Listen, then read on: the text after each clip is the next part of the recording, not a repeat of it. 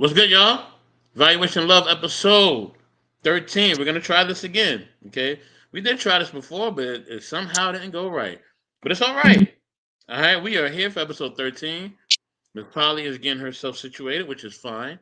All right. I'm gonna give a shout out to everybody. I'm just gonna drop my music real quick, you know what I mean? Just to get everything going. No, let me see which one. There you go, there you go. I'm gonna turn this down, okay? I don't wanna hurt you guys' eardrums, all right? You guys are probably Yeah. blasting music already because it is springtime. Yes, Wow. it's springtime, all right? The first Monday of spring, baby. All right, we are here. Okay, let me give a shout out to my peoples, man, because I know they just checked in the building. All right. Salute to my man Conrad, aka the Real Podcast. He said we in the building, and he wanted me to start the show, and now the show has started. We are here. Make sure y'all like and subscribe to the Real Podcast. Okay, show that brother some love. He's a dope content creator. All right, follow him on all social media platforms. Mostly, I believe he's on YouTube for the most part, but whatever platform you can find him on, definitely like and subscribe to that platform. Salute too. You know what I mean? M3 the King. What up, boy? You know what I mean? Knowledge and relationships. You know what I mean? You know, the sister channel. You know what I mean? You know how we do. You know what I mean? Make sure you guys like and subscribe to Knowledge and Relationships. They will be live tomorrow evening for Toxic Tuesdays. Check them out. All right. As y'all know, the link to join the podcast is in each and every channel across the network, including Twitch. Twitch, we are back. Yes, we are. Okay, I had to upgrade the stream yard real quick so my Twitch people could watch as well. You know, the Real Podcast is showing love. You know what I mean? To M3 and Knowledge and Relationships. You know, thank you, bro. Salute to you as well. Salute to our music curator, Mr. Vaughn Eric. He said, blessings all. Yes. Blessings to everybody, man. Blessings to you too, Vaughn Eric. Good to see you in the building, man. You already know what time it is. Salute to our sister, Galaxy Venus. What's going on, sis? Man, make sure, man.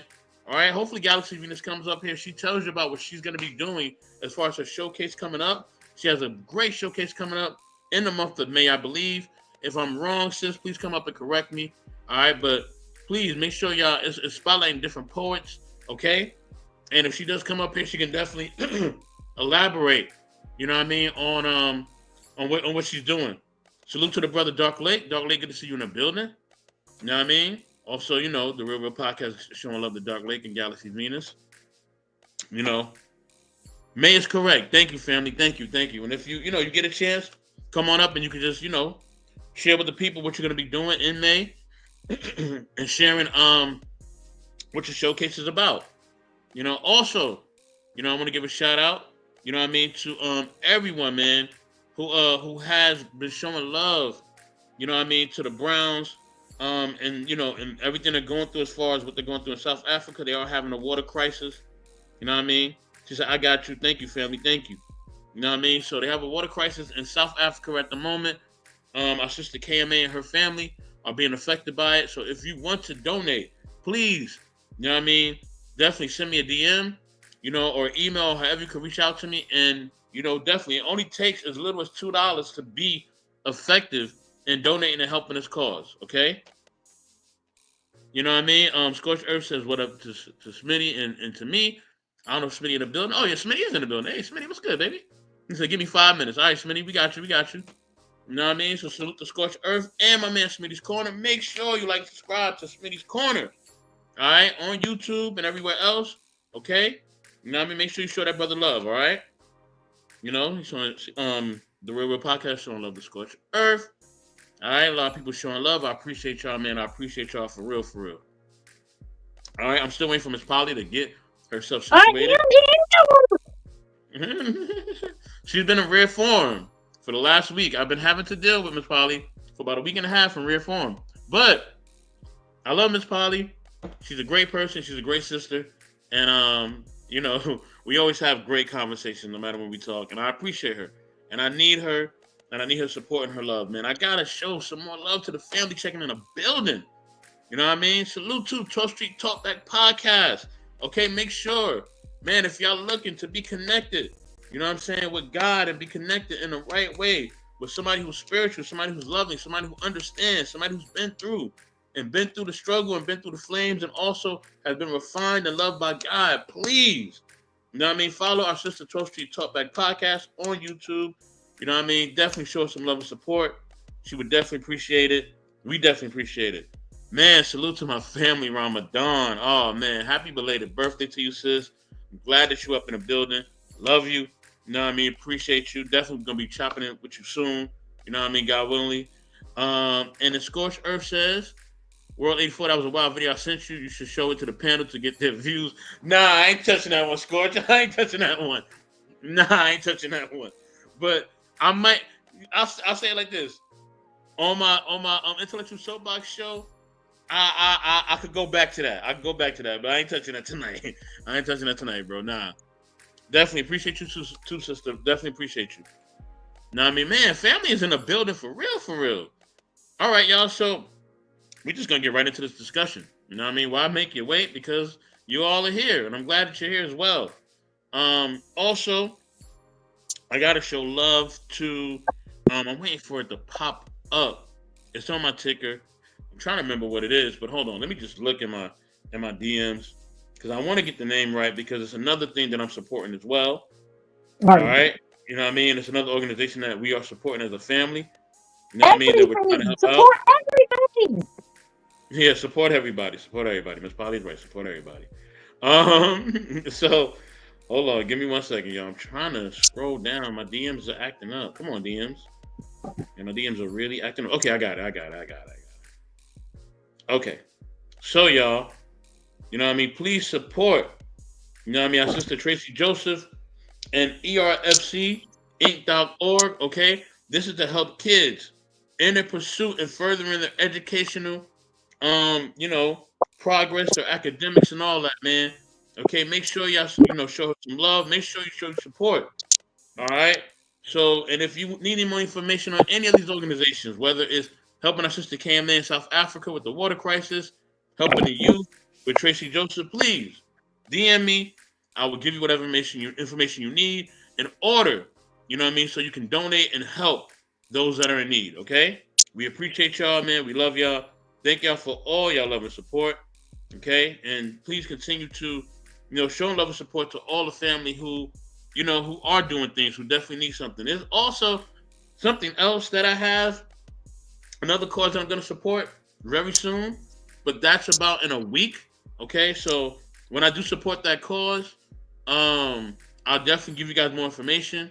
But yeah, man, we supporting causes out here, man. We're supporting the youth. We support people who going through the going-throughs. You know what I mean? Whether it's here or abroad. That's what we do here. All right? This is what our movement is about. This is what the family is about. We're not just talking it, we're doing it. And all these organizations that I've named, I already donated. I already gave my money. I already did what I did. And I'm going to donate some more. You know what I mean? Just the first is here, so, I got to handle the rent and all that. You know what I mean? I got to handle my car and all that. Got to make sure things are in order back home. I can't give nobody else if my home ain't in order. You feel me? Well, we got Miss Polly on the screen. She's eating something that she probably shouldn't be eating, but it's all good. I'm not gonna. Ain't nobody asked you that. No, we're not gonna bother Miss Polly too much this evening, or maybe we will. We don't know. All right. Mm-hmm. So we're gonna talk about the one thing in relationships that it seems that everybody just wants to get to, right? We all want to get to this place, it seems like, and that is marriage, right? We're gonna talk about the institution of marriage, right? And we're gonna talk about really in modern times, does marriage even work, right? Does it even work nowadays? Is it something that we should even practice anymore, right? Because it seems like marriages are just, man, it's just like a lot of things are happening, right? Good, bad, and indifferent when it comes to marriage. So, you know what I mean? My thing is that does marriage still work now in modern times, right? Do we need to just, completely get rid of it? Do we need to refine it?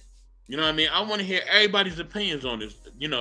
Is marriage really backed by God or Allah, or whoever else that y'all believe in, right? Or is it just something that we have in our minds, right? Is it something that's just man-made that we following and we really don't know what the hell we doing, right? It just makes us feel good to just have that piece of paper, right? Because Miss Polly told me it's a piece of paper. I told Miss Polly it's more than a piece of paper, right? It's more to me than a piece of paper, all right? Marriage means something to me. I'm not saying that I'm perfect in my marriage because I am not. I'm a very flawed man. You know what I mean? And I make a lot of mistakes. Made a lot of mistakes, all right? You know what I mean? A ton of mistakes. So I definitely want to hear your perspectives, man. Salute to Christina Thompson. She's already in the building, just already giving her opinion. I love this. She said marriage is a sacred union, but it's not regarded as such. Wow. Wow. Okay, sis. Let me see. Oh, you're in my chat. Okay, let me give you a wrench real quick. Make you a moderator. Thank you for coming through, sis. I appreciate you. You know what I mean? So yeah, definitely. If you want to come up, the link is pinned in the chat. Anybody want to come up? You want to share your views? The link is pinned in the chat. You know what time it is, and I'm gonna definitely drop the link for the other channels across the network. Okay, that you guys can come up and support from. Okay, Scorch, I'm getting to your comment right now. He says, "Can't get rid of something you never created. Marriage is a showcase of Jesus Christ. Marriage to us." Okay, and I hear you, Scorch. My only thing is that if that is the case, then why has marriage been done by other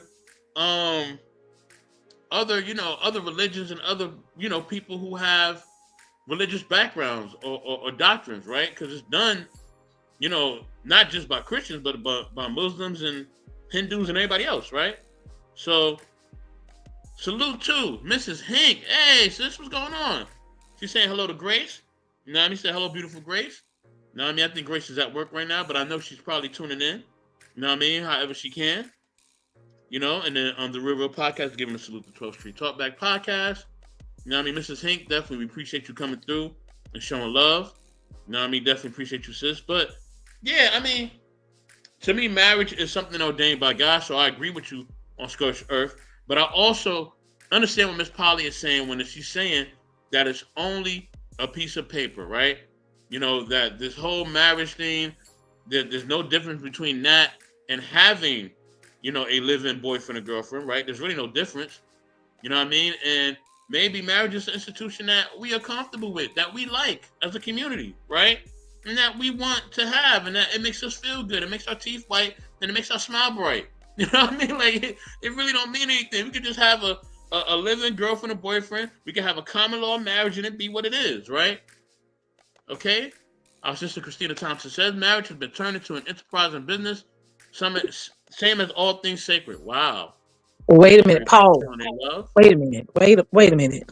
Okay. Okay. We glad you turn your mic on and that you're here. Let's get it, Miss Polly. What's going on with you? First of all, before we let anybody up in this Captain Hook place,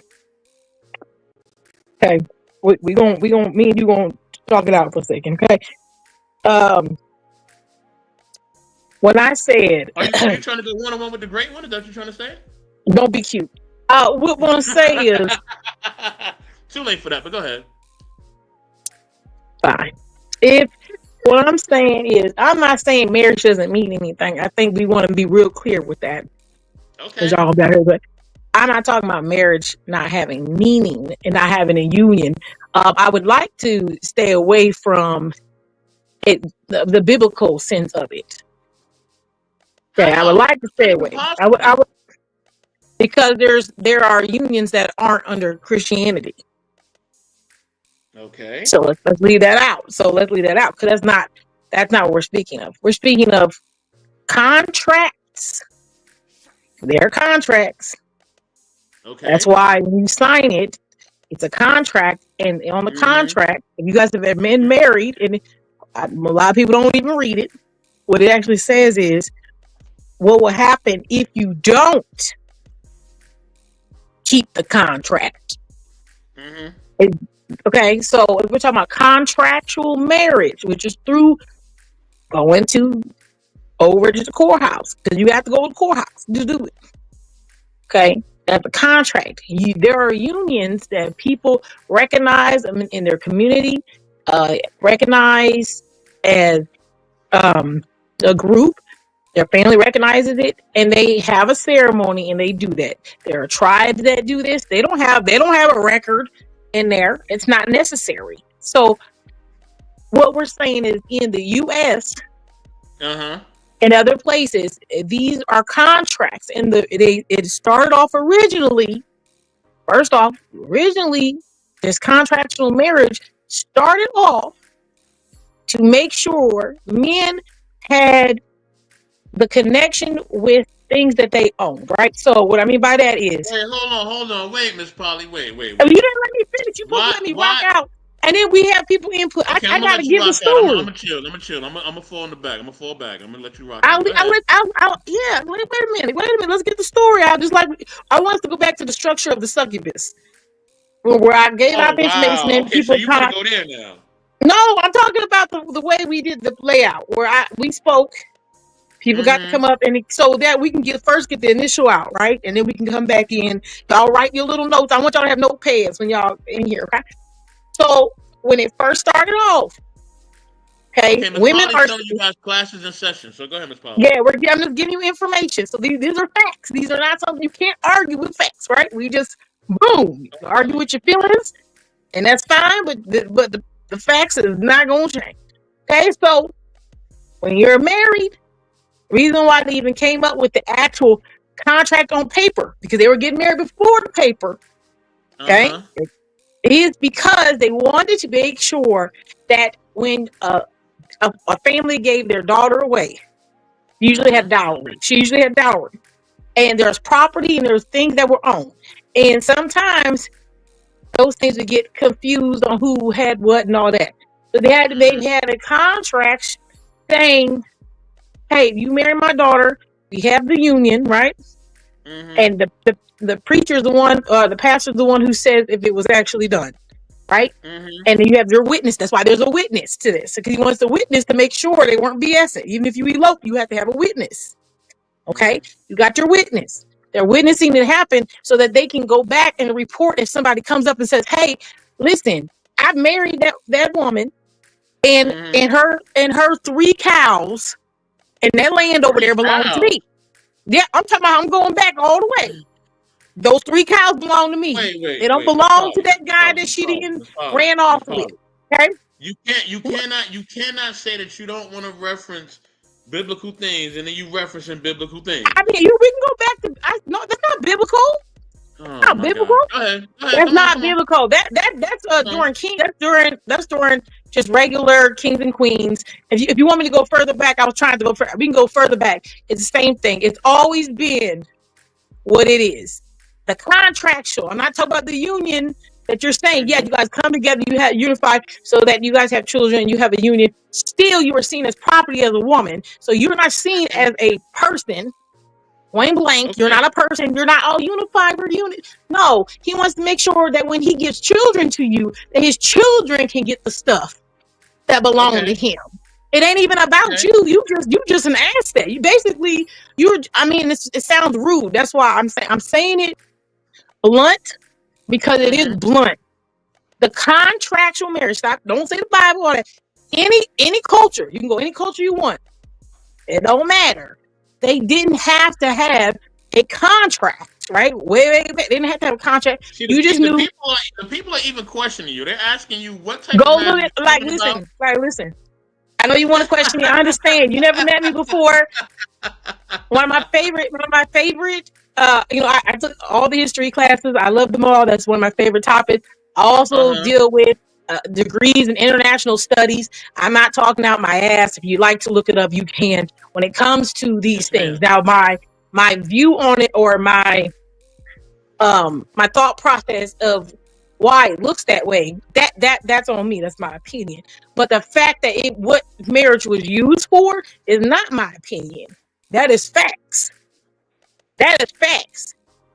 And to keep people in line, it was this situation. Okay. So if you want to say, okay, like you said, the Christians and all that, you want to bring that in. I'm trying to tell you, don't go that road because that road will go. I don't want to go biblical. That's what I'm saying. So because biblical gets into more of opinions and all that. I'm trying to say, like, if we were talking about if you were in India, right? Let's just for example, India, or if you're in Southeast Asia, that let's just say those places they don't practice that. So You they know, Miss also Polly, have, I wasn't trying to drop this meme so early. I but really was trying to avoid this meme. wait, no, but you trying to keep us on the contract part and not so much the emotional side. I'm talking about the contract itself. We can talk about the emotional side in a second, but the contract side was for business. Huh? The contract you signed was there's a record. It's for business. Oh, Miss Polly, I gotta do this. I don't want to, but I Okay, got to. go Give ahead. me a You second. can.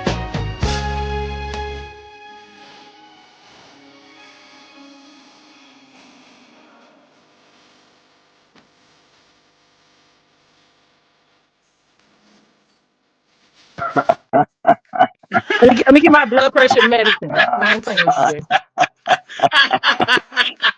Miss Polly, how are you? Oh my This man God. is trying me. He don't want, but the contract is the contract. Oh You know what I'm saying? my there's You always can't get past the contract. there's Ain't always talking been a about love and contract though. hugs. The There's contract is always a been a contract. contract. It's always See, been a back contract. in without biblical context, unless we can take the Bible out of it, Yes. So the way marriage was instituted contractually, even between kings and queens, sultans, um, pharaohs, there has to always be a benefit to the father or the family of the daughter to agree to basically join families. So there must be an agreement between kingdoms. And so there was always an exchange above the woman that was equal value of the daughter and that would be stated from her father's side. And if the incoming prince, and usually it had to be a prince, especially if you're talking in that regard, which that bled down to the people.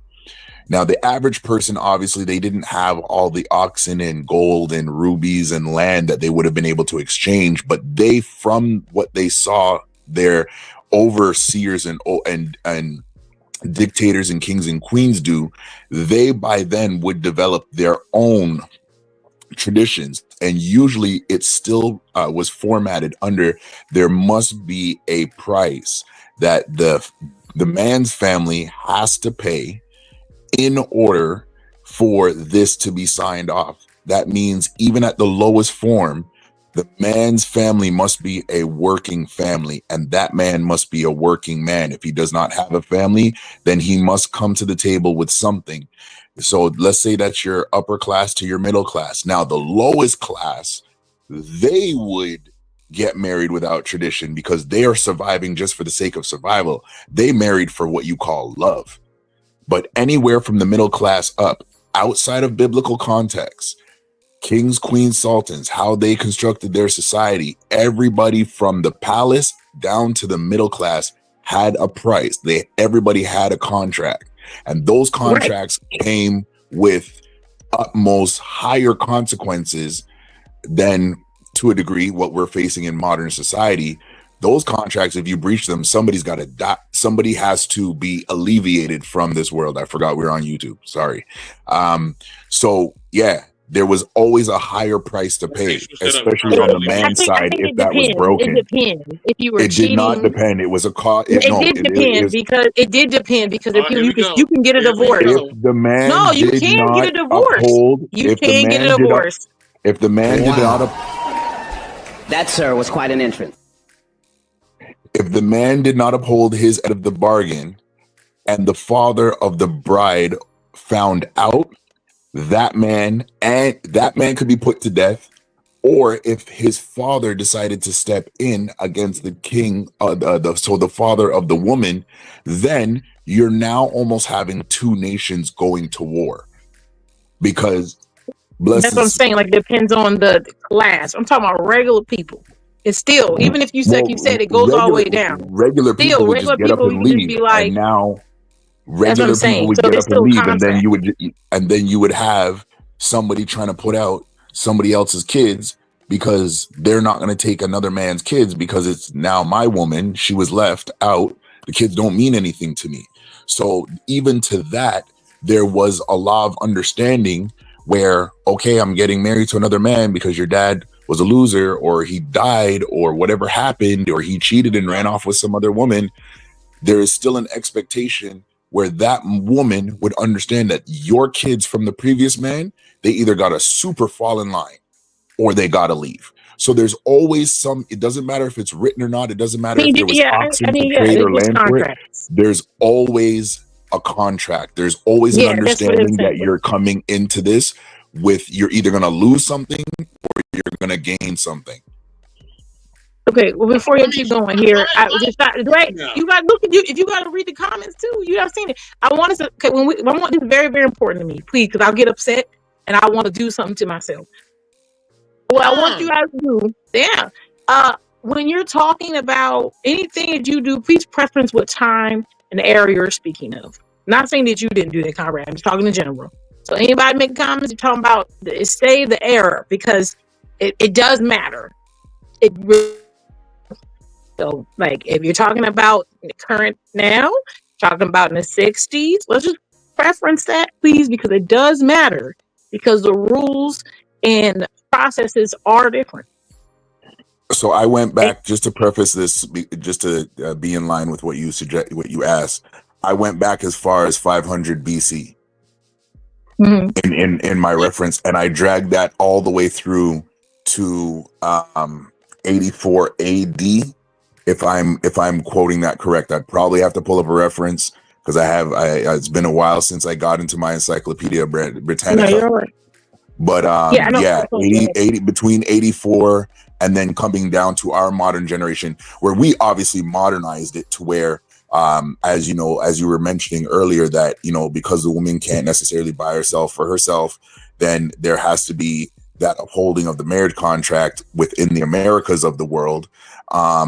That there is an incentive for us to make sure that we're staying true to the oath that we're taking. And that now, you know, bleeds over again, as you said, over into the Americas. But yeah, I just wanted to preference that as you asked that. I was coming from 500 BC down the line. And Christina also said location matters, and that is also true. Hold on, y'all. Let me get to the comments, and I'm gonna ask my question again so that Smitty can answer it, and then we can just have regular dialogue as we always do as a family. All right. So my man Scorsurf 824 says God is a manufacturer of marriage, so no matter what your belief system is, you can't remove God from it. All right. You know, our sister Christina Thompson says, I'm totally confused. Marriage is a decision, including going to the courthouse, is still a union, and it should be sacred. All right, okay. All right. So she also said, before signing the contract, there's a union between souls. Okay. All right, so the union is already there before the contract is signed. All right. Scorched Earth says, yes, it is biblical. All right. And then Christina Thompson says, what form of marriage is this? There are several types of marriage. I thought this was about the union. But if it's about a contract, it's a form of control. The same as birth and death certificate. Whoa, okay. Okay. Our sister Toshi Topas says it's all biblical principles. You know, Conrad already elaborated. There's always been a contract. All right. Scorched Earth says that Toshi, she don't know what she's talking about. She's trying to prove her own choice in the matter. I don't know. Who? Okay. I think they're talking to themselves. That's what I said. I don't know. All right. Our sister Christina Thompson says, so we are on the road of union and joining souls as one body. That's not Christian. That's the basis of the understanding. Okay, let's keep going down. She also says she's not wrong about that. It's like I said, a birth or death certificate, same as birth or death certificate of things brought to port. It's a contractual agreement. Okay, hold on, y'all. Give me 1 second. I'm just trying to get through these comments real quick. Why is this man knocking on my door? Marriage was used for political purposes, but even people without nobility or perceived value got married. Salute to the homie Philip Boone. I see you in the building, man. Salute. Okay. Christina Thompson says, pertaining to what land? Africa, Asia, or America? I got you. And then Toshi Toba says, Earth, forging alliance. Salute to one pretty lady. She says, I believe in marriage, a man and a woman only, no others. Okay, got you. So the initial question is, why doesn't marriage work in modern society? You know what I mean? Why does it not work in modern society? And is it working? You know what I mean? And if not, what y'all think? That's the original question. Should we abandon it altogether? What should we do with modern marriage? Smitty, it's on you. Then we can just have dialogue. I'll be right back, y'all. Y'all can hear me? Mm-hmm. Just salute. What's going on? What's going on, Miss Polly? How you feel today? We're making it through. Just keep on making it. You'll be all right. What's going on? Real podcast. How you feel? All right. Salute, brother. How you doing, man? Respect to you, black man. Respect to you, brother.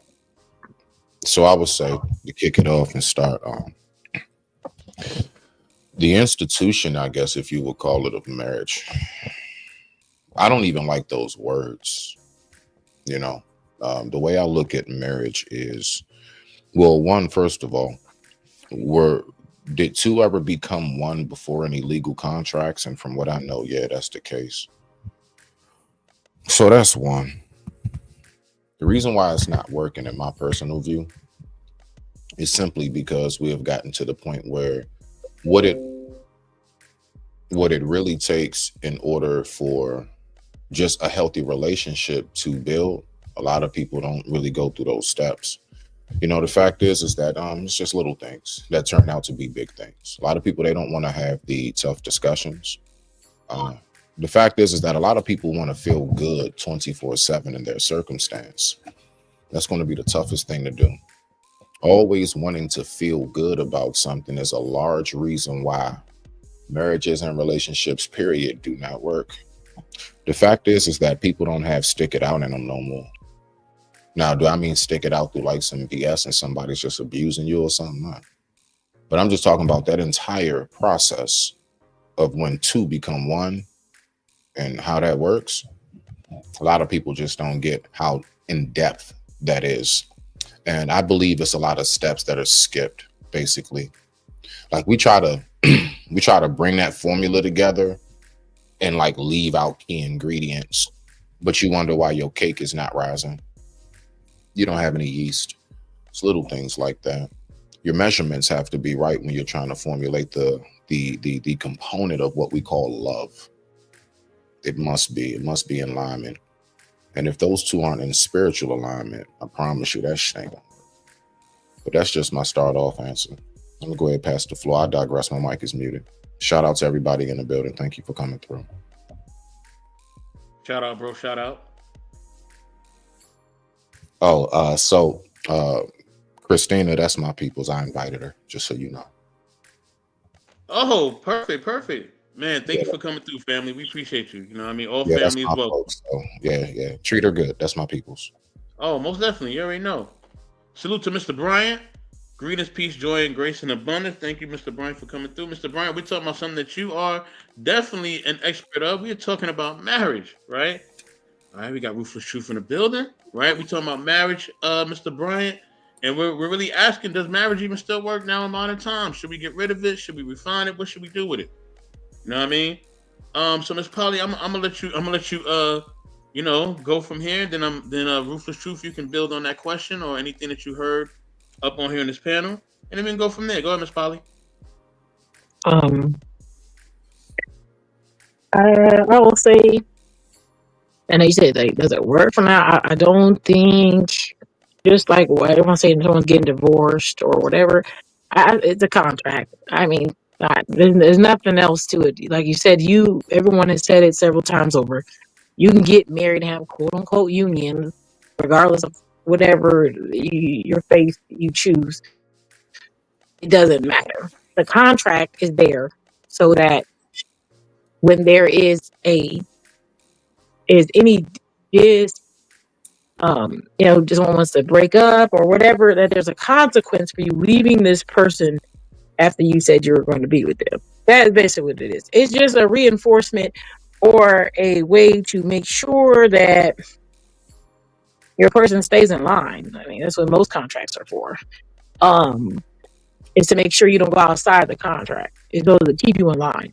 And I think that people are starting to, I mean, if you want to say women, I really care less, are starting to realize that, at the end of the day, when it comes to the consequences of starting divorce, for certain people, it's not that big of a consequence. It's worth leaving. And even if it's not, it doesn't matter to them. It's worth it. So the contract is the contract. You sign it to ensure, in my opinion, you sign a contract to ensure that people stay within the limits. Because there are people who are together for 20 years, 10, 20 years, and they've never had a contract of marriage, and they stay together and they're in a unit, have children, and everything. So there are things like that. And then outside the country, if you want to say, even in current, you have places where they just, hey, we're married, this is what it is, we live our whole lives together. And they're just as dedicated as a married couple on paper. So really, I think it's basically an insurance policy to make sure things will go in your way. I mean, basically, because there's people who do without the paper. Like I think people try to put them together. A union and a marriage and a dedication to someone through your life is not the same as a piece of paper that says, if you decide to leave, this is what you're gonna have. This is what you owe me. That's what it is. Because you can just part your ways and go about your life. Let me say something to that briefly, Miss Polly. Now you know me, y'all already know. I'm always going to take that cross and I'm gonna turn it into a star. If you know me listening to it, and I get what you're saying.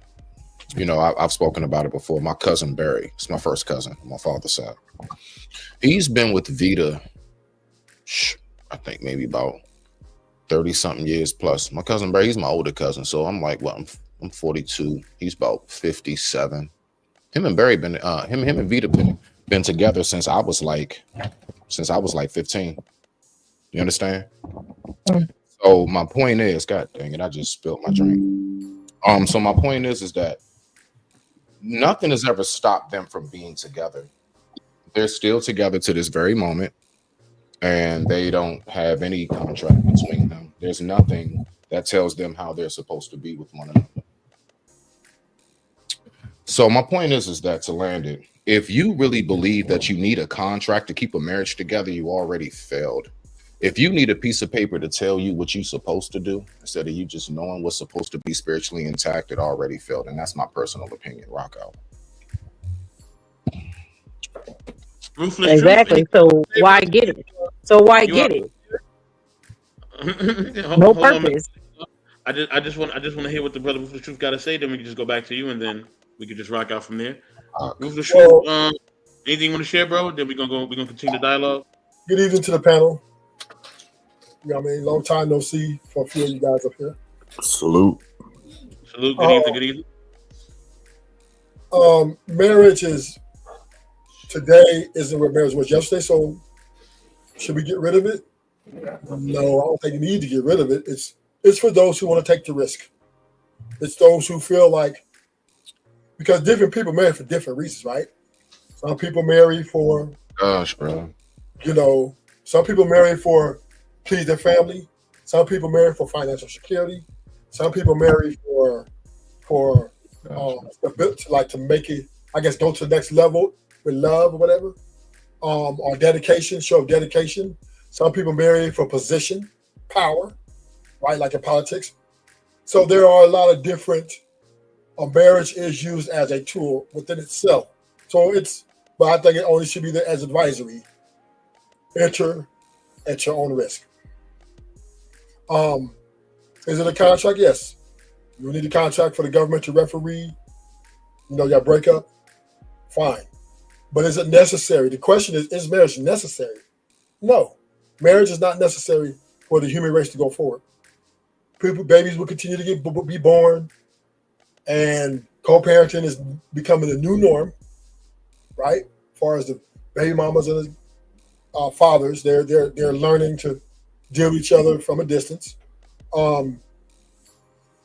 Yeah. So, do I think marriage is ideal?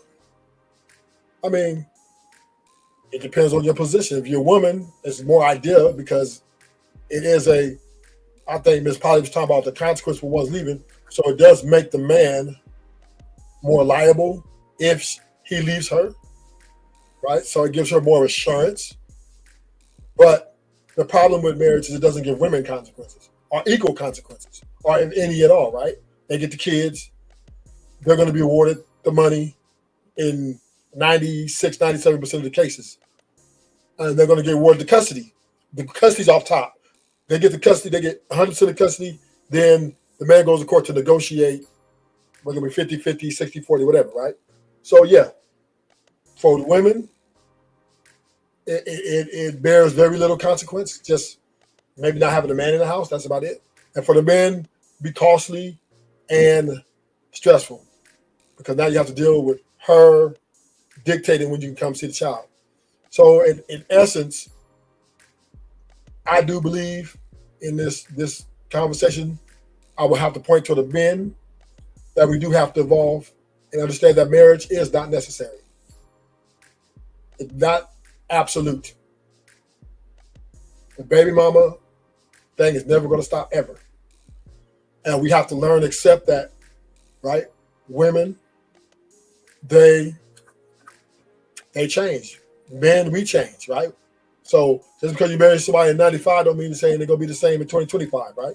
So it's a gamble, just like any relationship, right? It's a gamble that are you willing to take and you willing to risk. If you feel that this is the one you want to risk it with and risk it all for, I'm not going to shame you. You know what I mean? I'll support you. I'll just tell you, be careful, but yeah, do what you do. To land a plane, I believe that co-parenting is, okay, shout out to Cam Newton, right? Shout out to Cam Newton. Single parent, co-parenting is the evolution of the society. All right, well, brother, thank you for sharing that. All right, Miss Polly, it's on you. No, you gonna let them go. What do you mean, So Hold on, y'all. Hold on. Oh, Wait. I want to hear what Miss Polly got to say. Miss Polly, go ahead and pick it Wait, up. but Conrad never went. Oh, you want Conrad to go next? I mean, he never went to answer the question. You know, Oh, that's all. okay. Go ahead. I'm sorry. um, I think I don't know if the question as it stands, I wouldn't say it's incorrect or correct. I think it's a blurred line question where we have to decide, as Smitty said, why are we reaching for somebody else? When I was getting married, out of everything that the marriage and the wedding entailed, I had totally forgot that I had to sign this piece of paper. And when I say that to say this is that piece of paper weighed no significance to me based on the foundation and the principles that me and my wife built our relationship on. And so the aspect of the contract being a proverbial noose for a man, for me, I can't, if I'm speaking honestly and transparently, I cannot say for me that holds any weight, because I've never been shaken by that. Now, but I'm also in Canada. There's a different way of life up here, right? Whereas in America, I feel, and what I've observed is that the courts work overtime to appeal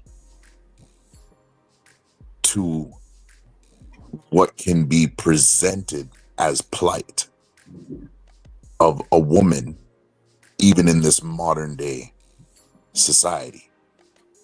And so I say that to say this, is that I feel as if there's more fear mongering concerning the contract. And as Smitty said, we are not focused on the actual mental, emotional, spiritual, and physical intent of two individual people. Are we looking for happenstance, or are we looking to actually create something that is generational? When I got married, it was to create generational. The contract is of no significance individually to me. And somebody could easily come up and say, well, brother, your wife could do this and could leave with your money and this and that and da. Again, to me, that is of no consequence to me because of the foundation of my relationship with my wife. But I was also very intentional to find somebody who aligned with my foundational principles, and we share those same foundational principles and are able to grow with each other and love each other and push each other on to better individually for the collective view. I yield. I would like to say something, I guess. Hold on, Steve, hold on. Miss Sure. Polly, do you want to elaborate on anything? I mean, I just think, like, I already, I don't think too much different than, like you said, like it's not necessary. That's all I'm trying to say. It's no longer, especially to this youth, it's no longer what everyone keeps trying to push. And I mean, I know that makes people feel some kind of way. But at the end of the day, if you care about somebody, you want to be with them, you gonna be with them. It got nothing to do with none of the other stuff. And to be honest, person who's there regardless of what will happen if I'm not with you is more valuable to me than a person who is there and just hoping, oh shoot, I hope my financial situation changes. I hope that, these kids are, when they turn 18, they hurry up so I can get the hell out of here. Like, no, I don't want you here if you don't want to be here. And that's what the contract to me kind of in this mindset. And it kind of ruins the experience of the idea that you could have unconditional love with someone. It's basically saying most things are conditional. And I understand why people are going to say, yeah, that's very true. And I'm not talking about the conditions where it's like, hey, you know what? You do this for me, I do this for you. We work together, we're a team. Most conditional connections are about things that are changeable, very changeable. Or you have to keep paying this, or you gotta, and if you're not doing that, things change, things happen, and you about to dip because it's not what you want it to be. And the contract holds not the same weight, like they said before. I think it was Conrad who said, like, it could have been ruthless. At the end of the day, the men who are the ones who ask for marriage, it's not worth the loss for them because women don't have the same loss that takes place. And women can argue all you want, but it's just not. Yeah, I mean, it's just not. So it's different even on the women's side. Sometimes that is a big thing, but for the most part, men will take the bigger part of that hit. And for the youth, that's not something that the people who initiate marriage want to participate in a contract where they're in a constant place of worry. And I'll just put this last part out there is you see this starting to happen a lot when you see, and I'm not trying to say it's everybody, but these athletes and things like that, where they'll start getting divorces and you'll see them go to court. And some of these men are not even putting things in their name, having their mother, having their family members have things in their name so that when they have a break like this, it's an equal loss. So that means you set it up so that you knew that this fell out, this was going to happen. So it's all set up in my opinion, the wrong reason why you would be with someone. It's just like you're there for those good things, but you're just waiting for the wrong thing to happen. And that's just wild. You let your mom sign on your stuff, you don't own nothing, so she won't get it. But if just in case you break up, Miss Polly. that's wild. Miss, Go ahead. Yeah. See. Oh boy. This is a huge problem right here. Not you and what you're saying. The fact that you even know these type of experiences exist. Now, from what I know, the number one question was, why don't marriages last? Now, I asked the average person who wants to be married, why do you want to be married? Why do you either want to be a wife or a husband? I was asked that question before. You know what my answer was? And still to this moment, as a man who will be a husband, I only want to be a husband because I all the way 100% got my all the way together. I want to be a husband because I'm looking to be of servitude to someone. Marriages don't last because both parties must go into it knowing this fact. When you say got something in his mother's name, you're not ready to get in no marriage, let alone a relationship. I don't even think you're ready to be cool with a homie. You need to go isolate. What you need to do is go find yourself. When you go into a marriage, when you go into a relationship, when you go into anything, if your number one thought is not, what can I bring to the table for you? What can I do to enhance your peace, your happiness? It's going to fail.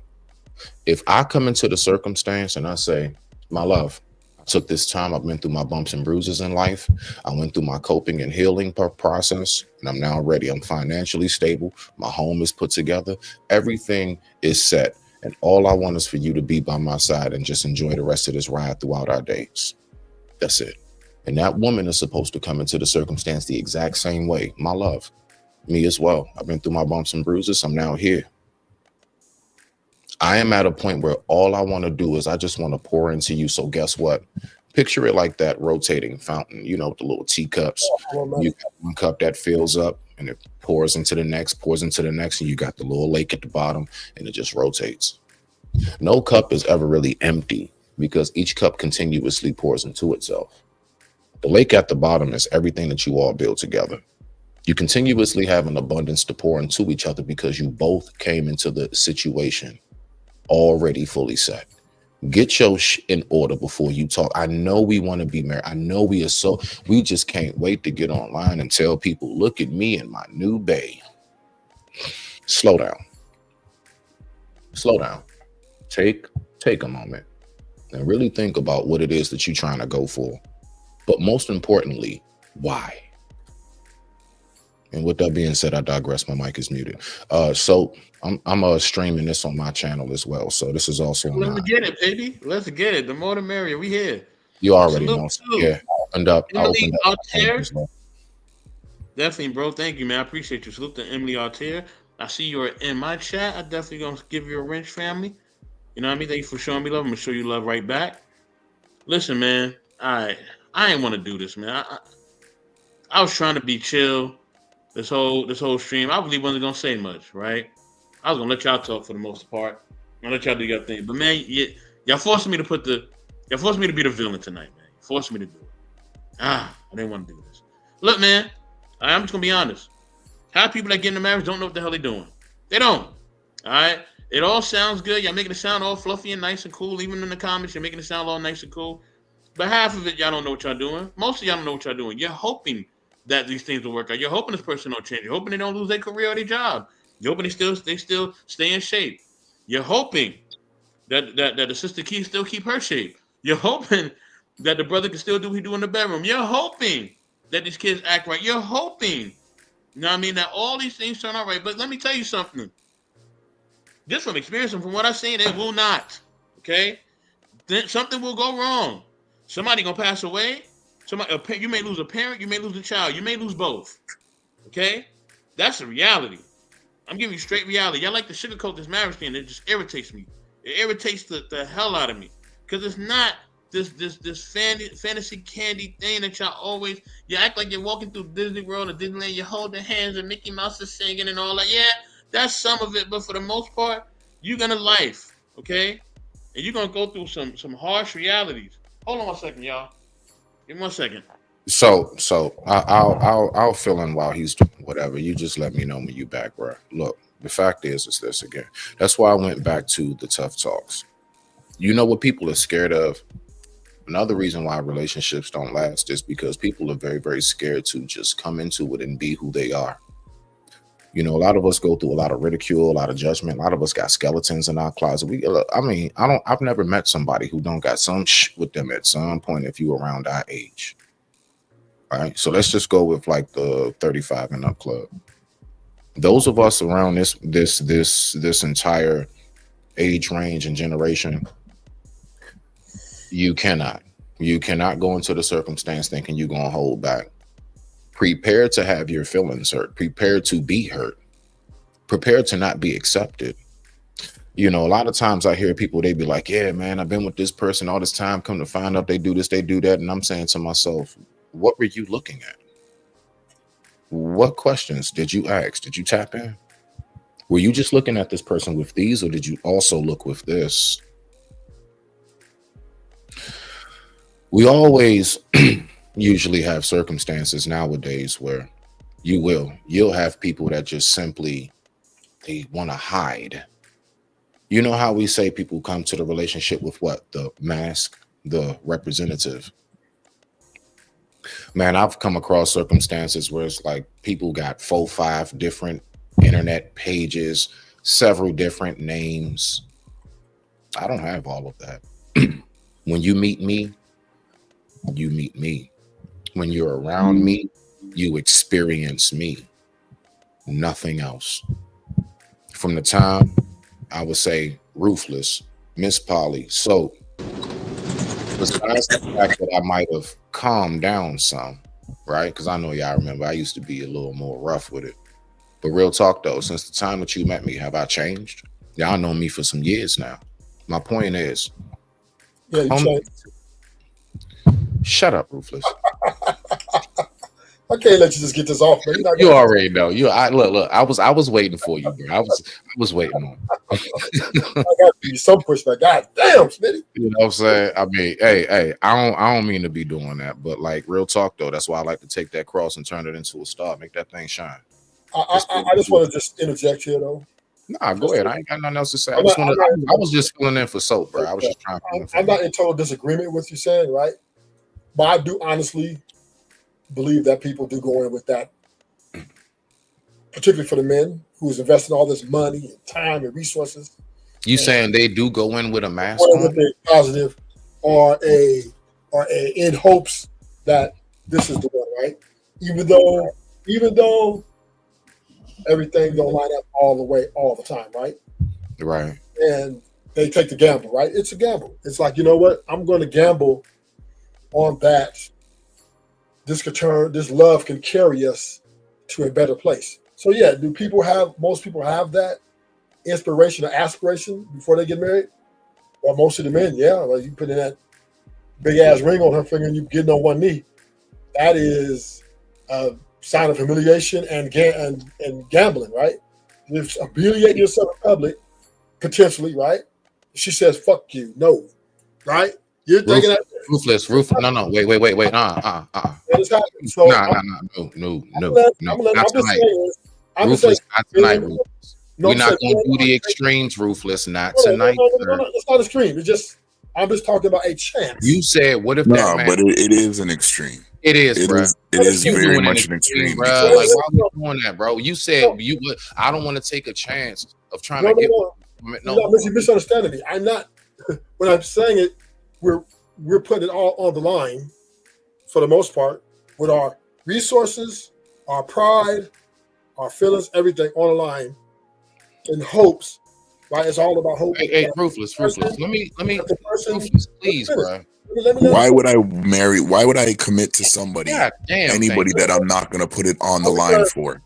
No, I'm just. Like, what did I really get in this for? I'm not. Because y'all this is why No, this generation is not working. Let me land the plane and be generous, You right? know what? You know Sorry. what? All right. Let All him get it off. Let Yeah. him get it off. All Go ahead, I'm saying Rufus. is- I know what to expect. I know Rufus. Go ahead, Rufus. I'm not sitting here saying that, oh, you're not going to put it on the line. I'm just saying is what Smitty was talking about. He was pointing all those points of Mhm. hope and feelings and building, all those things. The man is going to be most likely put the most on the line, right? Because of he's putting the most resources in and he's putting the most time. We can equal out the time, but it also he could be embarrassed, right? She said no, but the point I'm making is anyone, in my opinion, who crossed that threshold and go into that level of a relationship where they want to put a ring on it and make this commitment Mhm. is to a degree taking the biggest step in life, right? It's a big step. And the problem is, a lot of people, when they get in that situation, everything, they get the wedding and everything is done, right? They come to find out that it's a hard place to climb and everybody can't really make it. Everybody really can't make that climb. So this is where we are having a conversation about the evaluation of love, right? The value of what have we evaluated through the numbers and anecdotal experiences. Because we see people who look happy get divorced. We see people who never say anything last for 20 years. We see it all, right? So that's all I'm saying, right? It's a gamble, and if you're willing to put it all on the line for this one person, then that speaks volume. Ruthless. When you said like Man, wow, that was a lot. All right, I'll just go with One Piece. Conrad, whatever you want to tap in on, cool. So Ruthless, you know one thing I know about most of the time when a man proposes finally, you want to know why? Because usually that man has gotten hint after hint from that woman. The woman usually will make it very, very clear what she wants. Oh man, you know, all of a sudden she just keeps showing you like baby pictures. She just keeps showing you like, oh, isn't this dress nice? Wouldn't it be nice to have a honeymoon there? Ruthless. If you wound up getting on your knee and you propose to a woman that turns around in public and says, F you, my G, you missed a lot of steps from like day one. Bro, that's a lot you missed. See, this is what I mean. Hold on real quick to land it. So this is what I mean by when we miss steps, when we try to put the entire formula together, but we be like leaving out key ingredients. Bruh, whatever it is that had that woman say, F you, I ask you as a man, you didn't know that she said F you long before you got on your knee? You ain't know her whole demeanor to you was F you, bruh? How you not pick that up until you had to get on one knee at the stadium in the middle of the football game at halftime? And you had to be on Summer Jam screen and you had to get embarrassed in order for you to know her demeanor was F you. You serious right now? Then that's your damn fault. Well, the suffering. Okay, I'm not saying you got it, Conrad. I'm not point blaming nobody. What I'm saying is, it's just a hell of a risk, man. And I commend anybody to take it.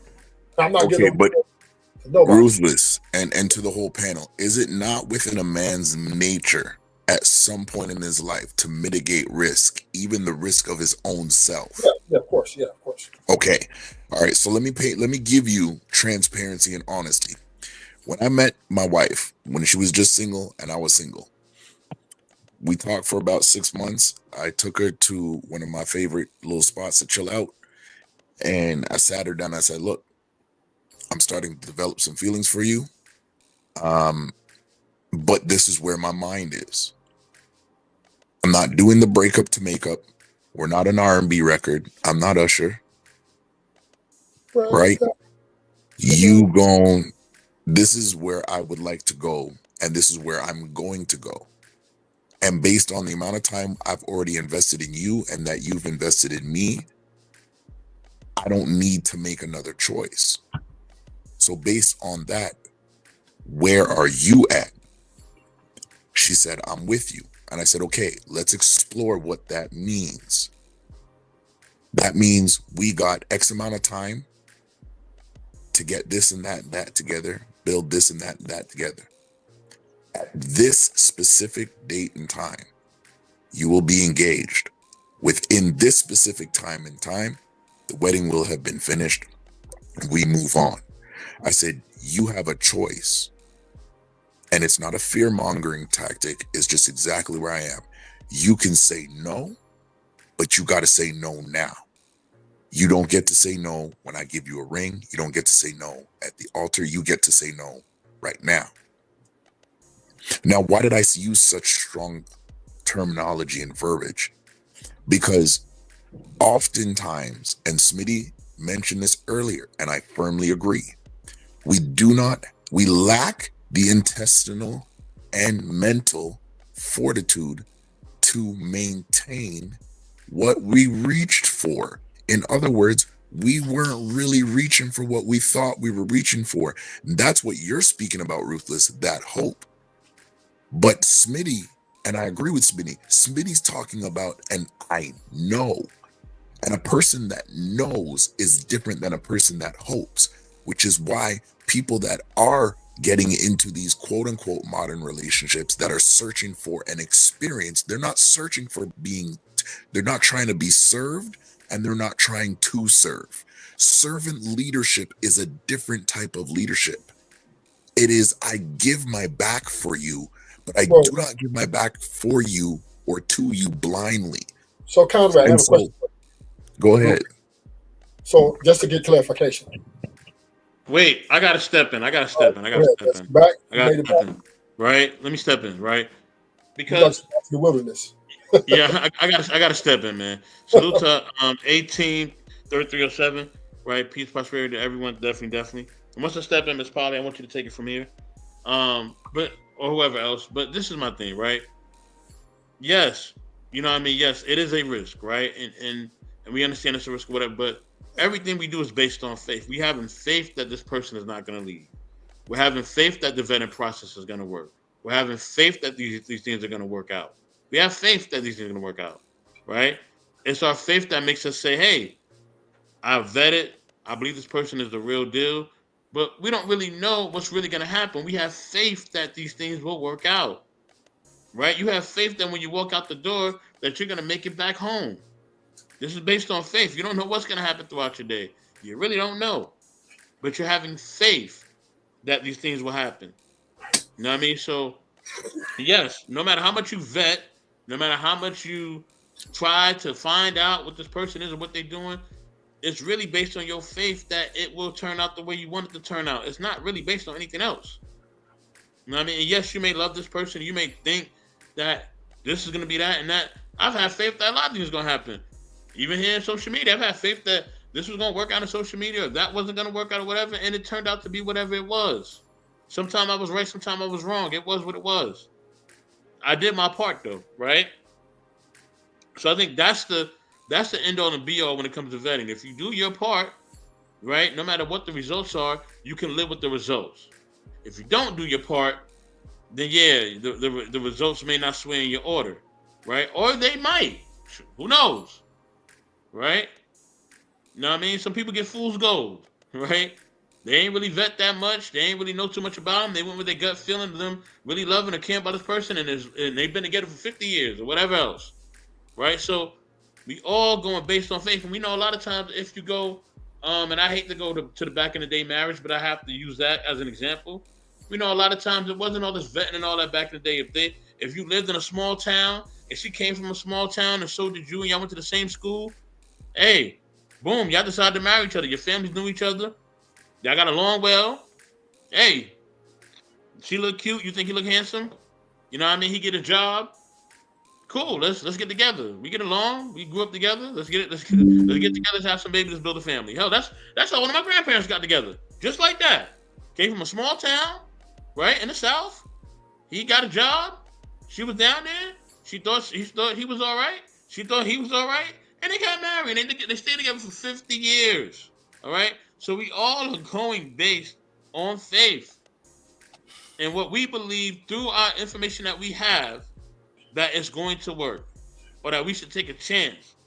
You know what I mean? With romance or whatever else we got in our mind, that this is gonna work. Miss Polly, it's on you, and then anybody else can take it from there. Miss Polly, go ahead. I mean, I,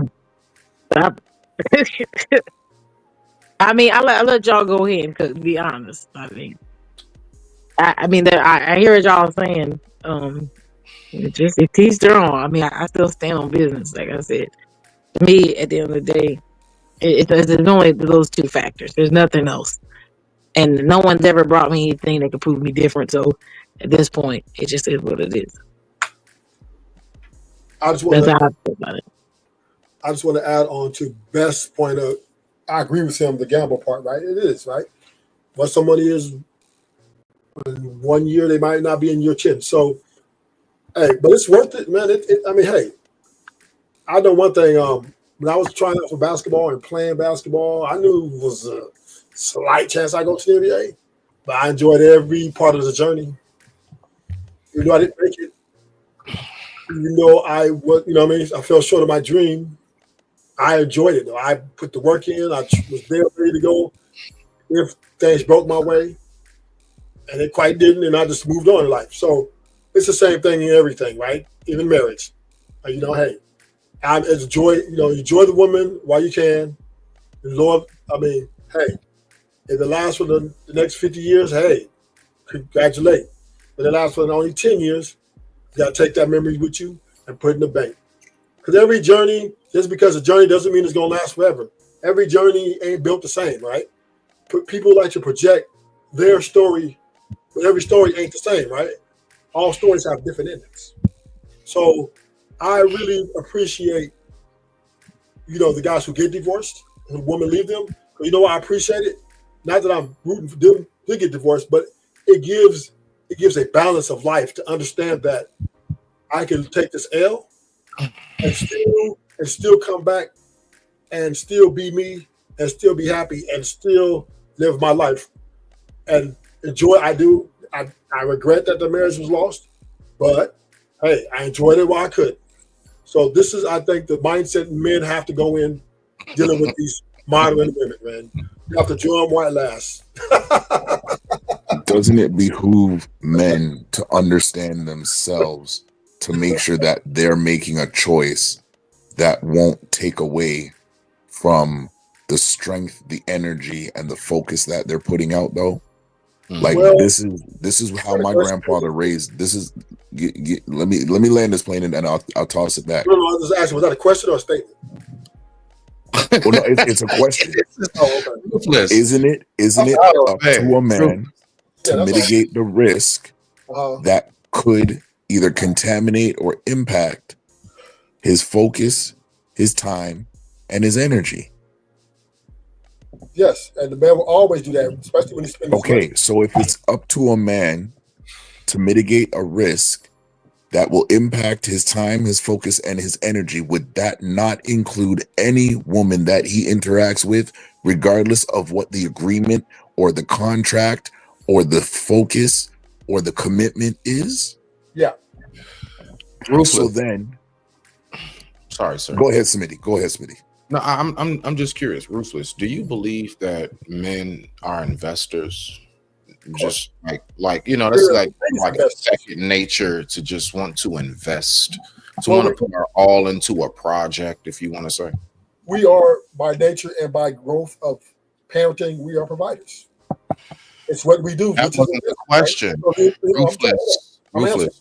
In providing, right, Here you is go. our resources and stuff, is investing in that, in whatever it is, the woman, a marriage. Ruthless, yes or no? Do you believe men are investors? Do you I just believe said- like a second feature for us to just want to invest in things, whether it's This is what we- stocks, project, this is what we do. sales, huh? We do. It's what we do. Okay, so Ruthless, guess what? To what Brother Conrad is saying, everything he's saying in a nutshell is us as men, like anything else in life, that woman is our investment. But watch this, we only invest in the woman in which we see is a suitable fit. If that woman is able to give us the one thing that we can't put our hands on, the one thing that makes her very special, right? We can go on trips with anybody. We can look good online with anybody. But when that woman gives you something that you know and you recognize, man, I can't get this nowhere else. From nobody for the most part. And if I do find it, Lord knows if I'll get it again in this lifetime. That's when us as men set into that creature of habit routine and we invest in that woman and we give our all.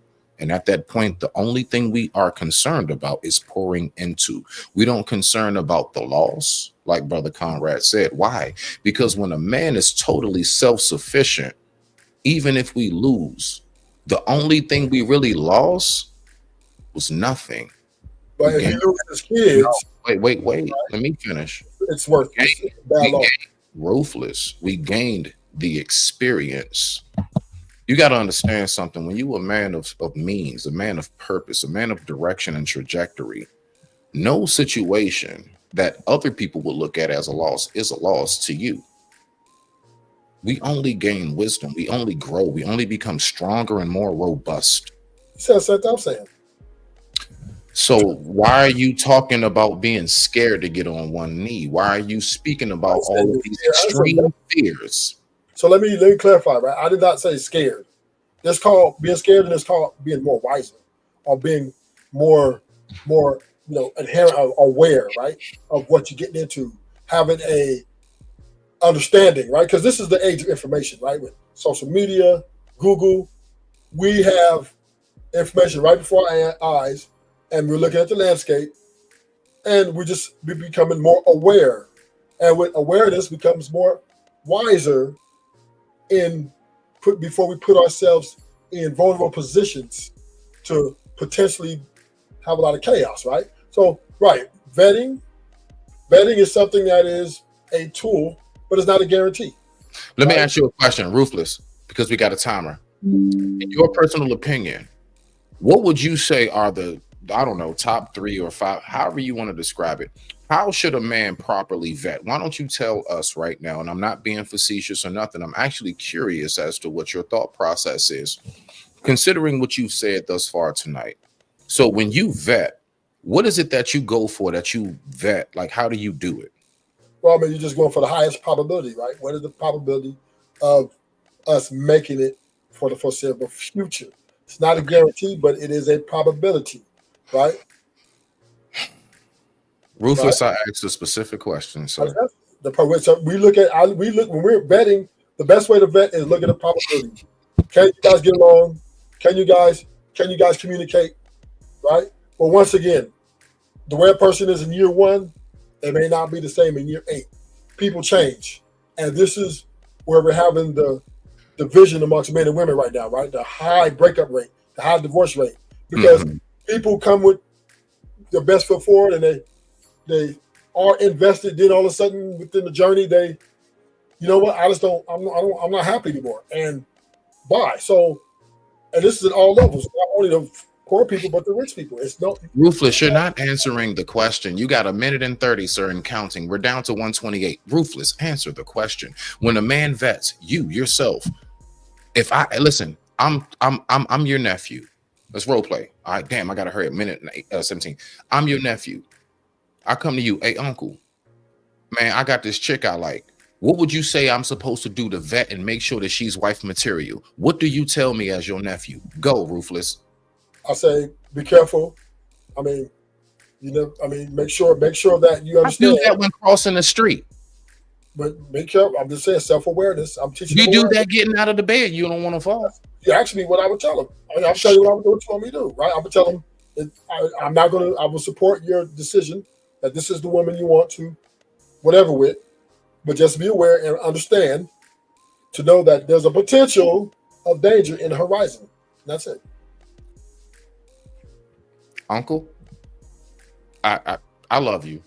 You know you my mama's brother. You know you my favorite uncle. You ain't tell me shh. I just told you to be careful. Watch out. Oh, here she comes. How do I vet the woman to make sure man eater she is wife material? And you no guarantees, lady. I can give no guarantees because I didn't ask you for a guarantee. Yes, you Listen, can. that wasn't the question. The question is, hey, uncle, I'm your 20-something-year-old nephew. I like.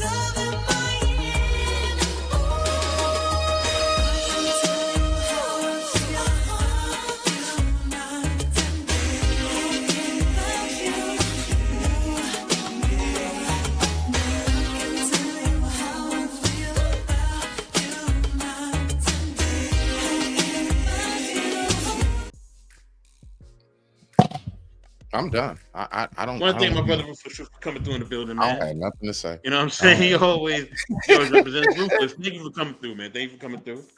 All right, we gotta move on. We gotta move on.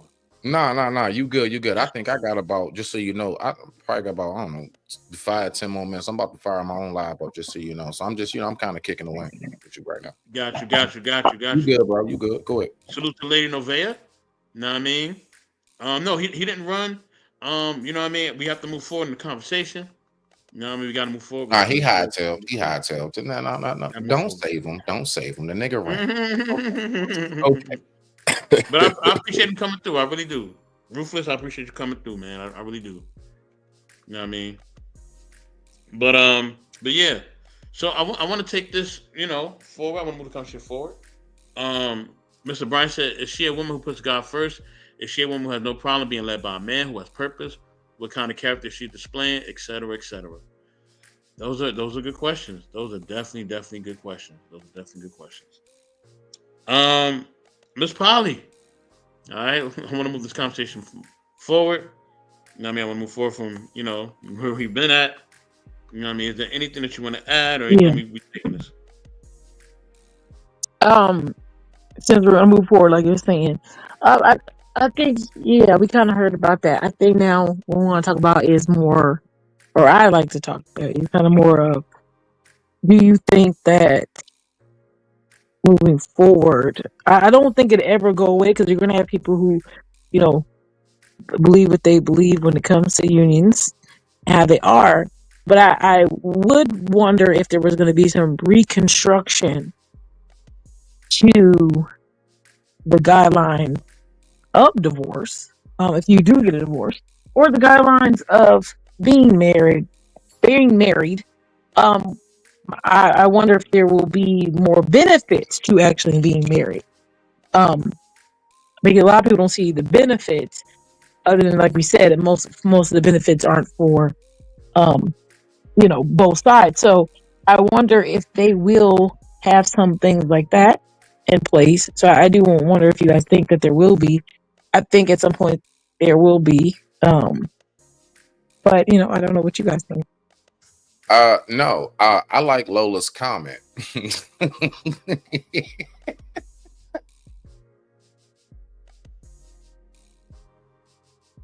Right there.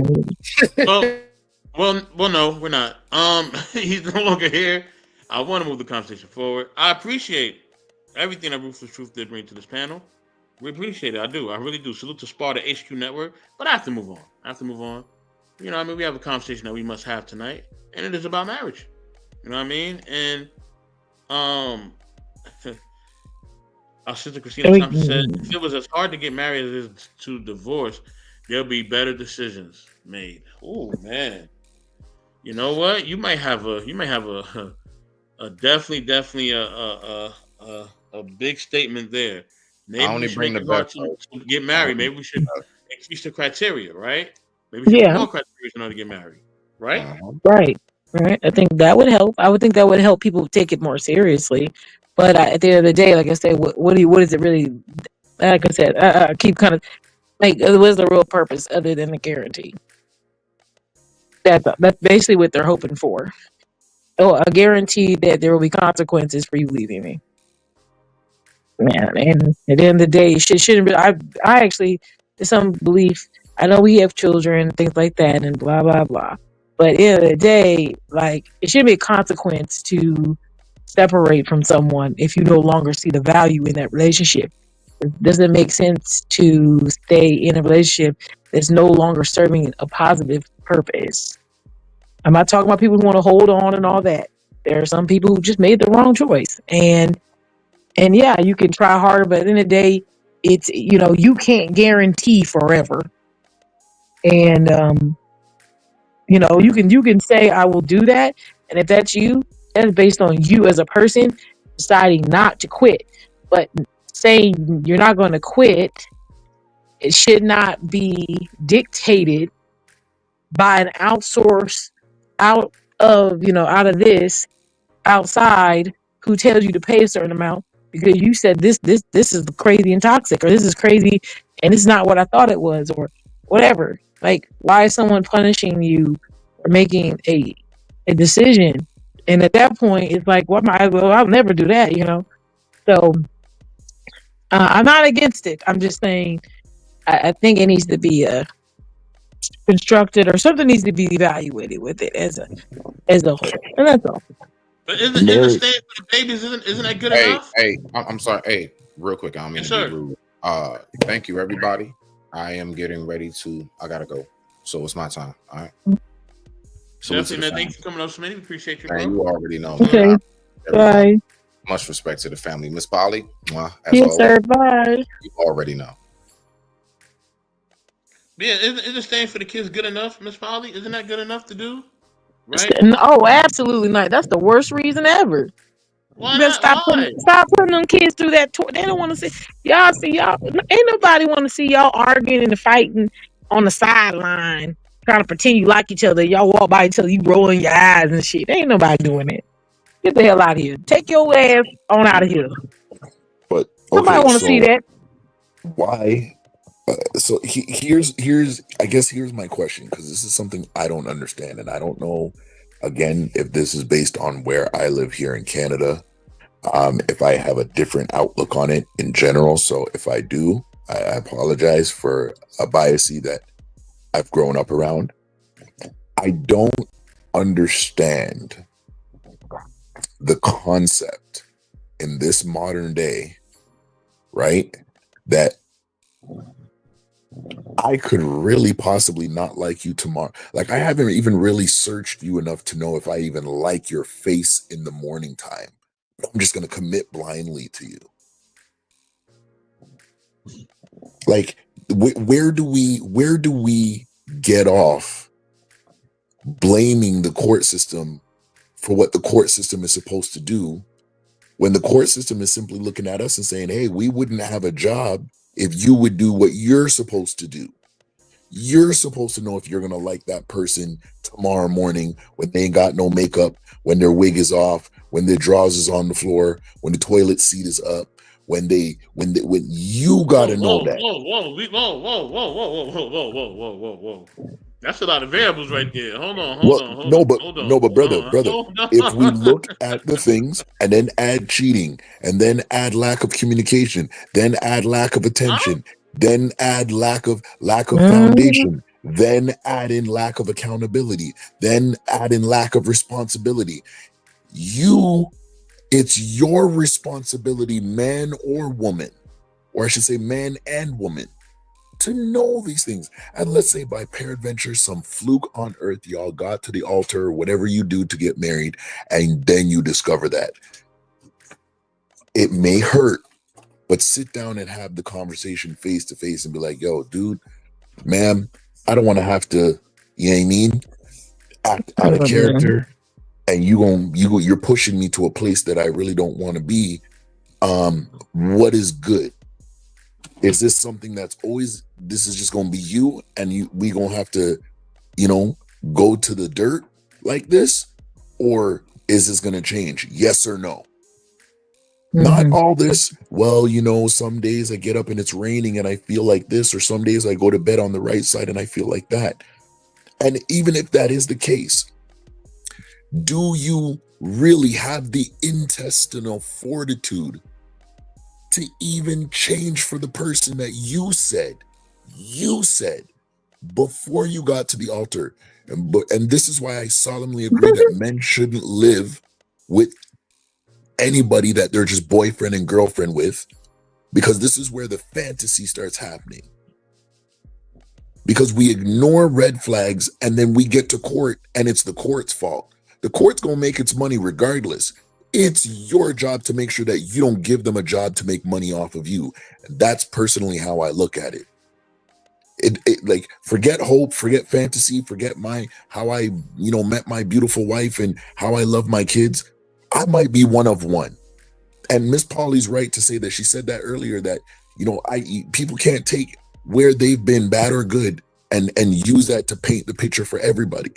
And I think that's very wise. And this is why we really got to do the work internally to be able to make sure that we're making headway, like we are progressive. Like, I don't know, like I just don't like taking losses. Like, maybe it's just my life journey and I've taken too many L's way before I met my wife, so I wasn't willing to take any more L's. So I was going to make sure that by the time she came around, that, hey, it's either we going to do this or we not, or, I'm going to make the changes in my life necessary to make sure that I don't have to be a risk to somebody. But like, why aren't we asking these hard questions? Why aren't we searching ourselves to make sure that we're not a risk? We're not another statistic in the court. We're not another contract breaker. Because they don't want the answer. Because most of the time the answer is no. They don't want to hear that. They want the fantasy. But the fantasy's not working out for them, Miss Polly. But that doesn't matter. And you know that. They don't care. Everybody wants the fantasy, so you pretend to play the game. And just because you know that there's going to be a loss, it's still, you just want most people are living for the moment of now, right? And I love Zen, and I love all the, hey, be in the moment, like enjoy the moment you're in. I'm all about that. But some people don't look past the moment they're in. They don't look past that. They're always thinking about just in this moment, and they don't care about what happens later. And I know there's men in this room and men everywhere else, or women too, who they hear me say these things and then they feel like attack on what they're doing, or they feel like what I'm saying is invalid. But I'm not talking about the ones who found a wife or having a great time with their wife and they will stay in it because they want to stay in it. Most people aren't doing that. Okay? Most people, yeah, people been together for a long time. They roll their eyes at each other. Yeah, fine, that's all. I get you saying. But there are some people who hate their husband so much, they try to go get them hurt. Why would I want to be in a situation where it's better to off you than to leave you? You hear that all the time. Yep. And yeah, it sounds wild, but there are people who go to the extreme. And the more that we have generations that don't think about reality as if it's real reality, you see these cases all the time. They just be out here just hurting each other physically all the time because they don't live in the same reality as everyone else. They think doing that is a TV show, a video game. It don't have real consequences. Mm. And these are the people we're talking That's about. facts. We're not talking about grown ass people. We're talking about people who are in their 20s. They ain't worried about that. That's real honest. And I understand we old and we grown and we trying to get our marriage. That's cool. I appreciate that. But that's not who's trying to get. Most people in their 30s is on their second marriage. Unless they still married. But most of them is not on their first. Let's be honest about that. That's a fact. So that's the truth. And no people, they out here, they on a different vibe. So if I understand a lot of y'all been, like I said, y'all ain't out here.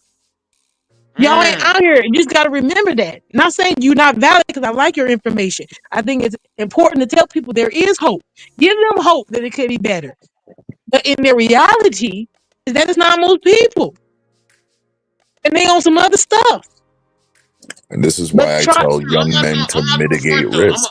I'm gonna just be 100% completely real, right? You know, I was in a faith movement for around 20 years, right? And for the most part, I would say out of that faith movement that I was in, that was Christian based, I would say 1 to 2% of the marriage that I seen, even with me being in a relationship myself and me going through the marriage counseling and me, you know, doing the nuptials and all that, I would say about 2% of the marriages were actually really good. The rest of them sucked. It's terrible. They did not want to be together. They were staying there for kids, money, and all type of stuff. Maybe it was in leadership, or maybe the church was helping them to stay together, or whatever else. Most of them sucked. They were terrible. Terrible. I would never tell my worst enemy to be in them. And you know why they're terrible? I'm gonna tell you why. And I keep telling people this, but we ignore, a lot of us ignore these things, and y'all ignore a lot of things I say, but it's cool. I always say, when it comes to relationships, right? Us as people part of diaspora, right? You could be part of the Caribbean, you could be in Canada like my man Conrad, you could be in Africa itself, whatever. We have never sat down in modern time to say, how do we want to do relationships? Forget the Bible, forget the Quran, forget Hinduism. I ain't trying to offend nobody. I really am not. Trust me, I'm not. Because I do believe in the Bible and all that. But we got to just say, forget all that, put all that to the side, forget monogamy, poly, all that, put it all to the side. How do we as the people want to do relationships? I feel like every other culture has it figured out. Now, I mean, whether it's Asian culture, Middle Eastern culture, Caucasians, whatever, they have it figured out how they want to move and how they want to do it. And it seems like they could change the rules on their thing anytime they want. I looked at all these white celebrities. They've been married about 2, 3, 4, 5 times. And some of them they have Hollywood walks of fame and all types of stuff. But why are we so afraid? Why are we so afraid to say, can we just sit down as a people, stop listening to what everybody else is telling us, stop listening to what book or what person or what scripture or whatever else is telling us? Why can't we sit down and say, how we want to do relationships? We never have done that. We have not done that ever. Never. Especially in this country. It's never happened. Well, you know what you just asked? You just asked people who are not united to be united. That sounds wild. I understand that, Miss Polly, but what I'm saying is it's a conversation that needs to happen. It needs to happen. You know, it is what it is. So that way we could probably limit the divorce rate could probably go down, right? All these situations that you're talking about, Miss Polly, with people trying to off their partner and all that can go down because sabotage them too. That's another one because they think I'm extreme. Sabotage them too. You ever hear somebody sabotage you? No, but Miss Polly, let me say this, right? Let me say this, and I won't say I won't. I'll let y'all rock. Right. A lot of time marriages are like quicksand. It's easy to get in. It's hard to get out. And you're gonna need help for somebody to pull you out of that. Right. So you know what I mean? And we're not just talking about it all being bad. We don't think that, like this probably said, for those who are doing well and y'all don't have any problems, or if y'all do have problems, you're able to work it out. Salute. You're giving people hope, and we definitely lead that hope in love and in relationships and everything else, right? We need that. But that ain't the majority. Majority is that marriages suck. Okay? That's the majority. Divorce rate shows that. All right? It's not, it ain't going well. It ain't looking good. Okay? If it was looking good, then the statistics would be different. Right? Then we could actually be more supportive and say more good things. But and as Ms. Polly said, for those who are not in a dating market, we don't really know what's really going on. We're assuming, we're watching YouTube clips, we're asking our single friends, but we don't really know what's going out there. I got a family member right now who really think that they're gonna make it to marriage, and I hope that they do. Really hope that they do. But they have a fantasy in their mind. And as much as I try to help them to get out of the fantasy, they won't. So they're gonna do what they gotta do. And it is what it is. I'm gonna be there to help them. But I understand they're living in a fantasy. It's all good. Right? It's all good. Right? So those of you who are married, help the people not be in a fantasy, man. Help those who are single. They need your help. They need guidance. They need to be shown what really is going on. Because that's another problem, right? And I'm going to point it out right now. Most people in marriages, y'all lying. That's really the issue. Y'all be lying to these people. You be selling them a dream. And then when they get married, looking at you like you crazy and asking you, why didn't you tell me this was going to happen? You know what I mean? You ain't telling me she was going to do this. You ain't telling me who's gonna do that. I didn't know women act like that. I didn't know men act like this. What the hell is menopause? You know what I mean? Why he gotta go to this treatment because he gotta check his thing because he may have cancer? You know what I mean? What is going on? Dang, I ain't gonna get depressed because he lost his mom. I ain't know she was gonna get mad because she lost her dad. I ain't know none of this shit was gonna happen. Y'all don't be preparing people for the real. And that's why people get mad at y'all. You know what I mean? That's why they get mad at y'all. And Mr. Brian, we know you keep it as real as you can, and we appreciate you. You know what I mean? But most of your peers don't. They don't. They lie. And they lie about what they're going through. Right? They lie. Oh yeah, okay? Like that. We ain't never had no cheating. I'm gonna say this right now. I'm gonna say this, and I'm definitely clipping this show. Married people are the biggest liars in the world. I'm gonna say it right now. They are. Oh damn. I said it. Yep, I said it. I ain't being nice tonight. They're the biggest liars in the world. Biggest liars in the world. And I land there. Y'all can do what y'all want. Wow. So that's our pocket. let me throw this up, right? Because in my humble opinion, if it's a man that has to propose in a heterosexual relationship, that means there is a greater weight of responsibility on the man's shoulders to make sure that his life has already aligned with what he's reaching for. Is that fair to say? Hey, bro. Go ahead, Cook. Go ahead. If that is fair to say, then I agree with a sentiment that, not that it's been said on this show, I agree with a sentiment that a man should not be looking for marriage until he can adequately take care of himself. Now, what do I mean? Young men that ask me about either the stance of marriage or getting prepared for marriage, I always ask them one thing, is can you fully substantiate your own life?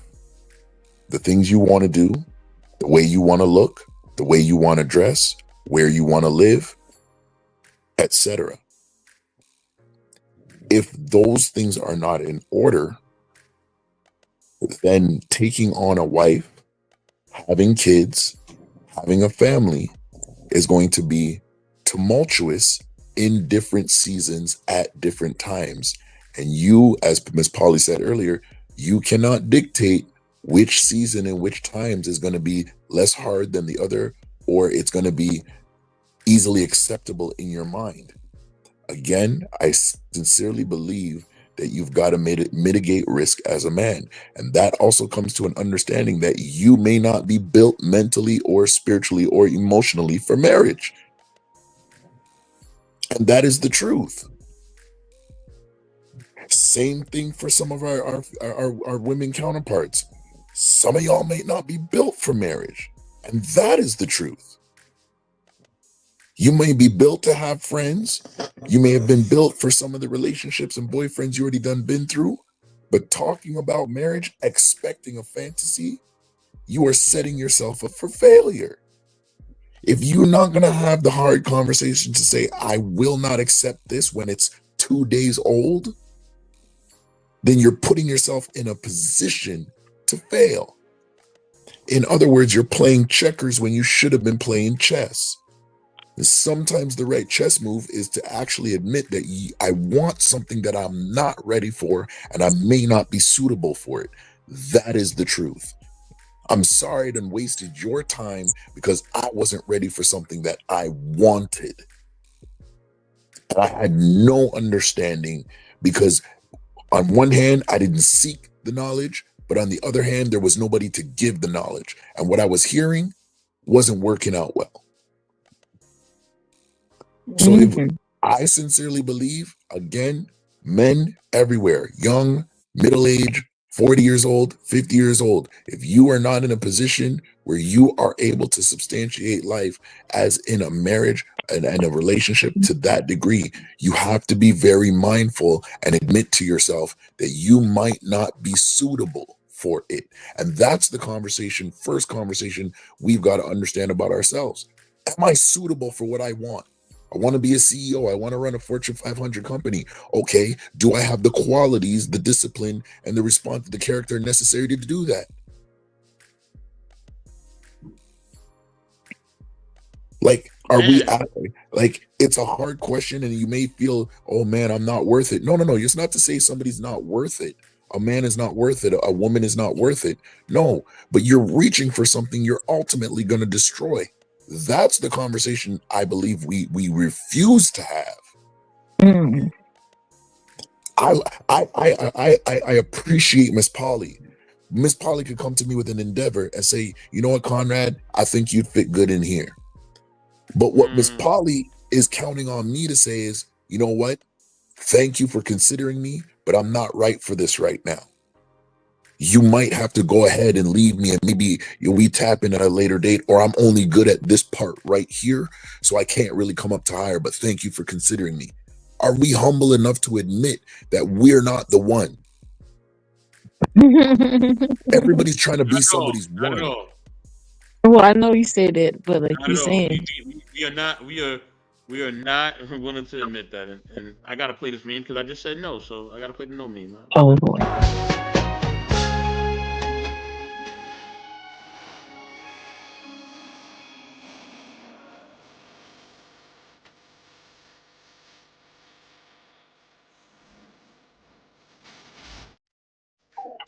Yes, But no. I think nobody wants to say that though. Like I've done it before. I think, like I said, I've gone and I've met someone, talked to them, and I'm like, listen, like you cool and everything, but like this is not going to work because you don't have the qualities that would make it okay for you to be in this situation. And it's okay, you know what I'm saying? Like everyone feels like they had like it's what's unfortunate about living in this society of America is that it's not okay to not fit the mold of a successful American. It's not okay to be a garbage man. It's not okay to be just a manager at a restaurant or a manager at McDonald's. It's not okay to be normal. You have to be above average or better, or you are worthless. And that is the craziest thing I've ever seen. And that's in relationships too. If you're not the top husband or you do all this stuff for your wife or you got to prove all these things, and most people can't even hold the candle to half that crap. We're not all meant to be elite. And that's okay. Just be okay with being who you are because you're great at something. It's just not this.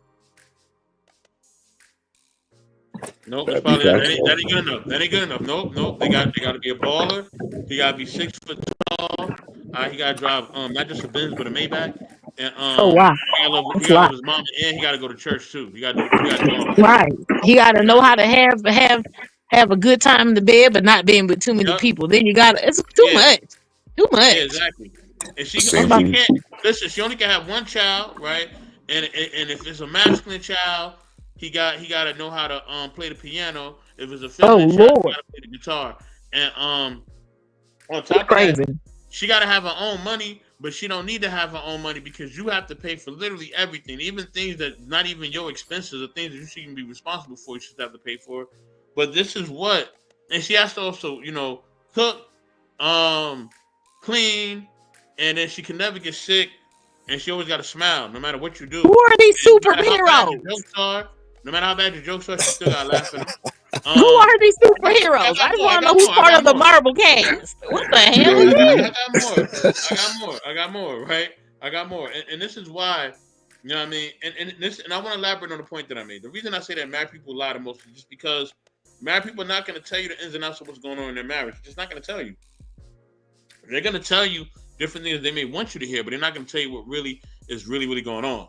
Right? And I think that is an issue that people have. People want to know what's really going on. They don't want, because they see the divorce rate, they see the people breaking up, they see the divorces, they see all this other stuff, they see the turmoil and things that's going on. They're like, yo, why all y'all people's over here, having all these problems in marriages? Like, what's really going on? They want the real. And then when they ask married people start, saying all these, stories and all these rhymes and all these Aesop, stories and tales and whatever, and a cow jumped over the moon and all this other stuff. And it's like, look, can you tell me what's really going on? Why did your wife not like you? Okay? Why did your husband come home late? Tell me what's really going on. You know what I mean? But we're not getting that, right? So because people are not getting that, that's why they don't want to get married. That's why they don't want the risk of having a divorce or to go through a prenup and all that. They don't want to take the risk. They just don't. But go ahead, family. Y'all can shoot. Go ahead.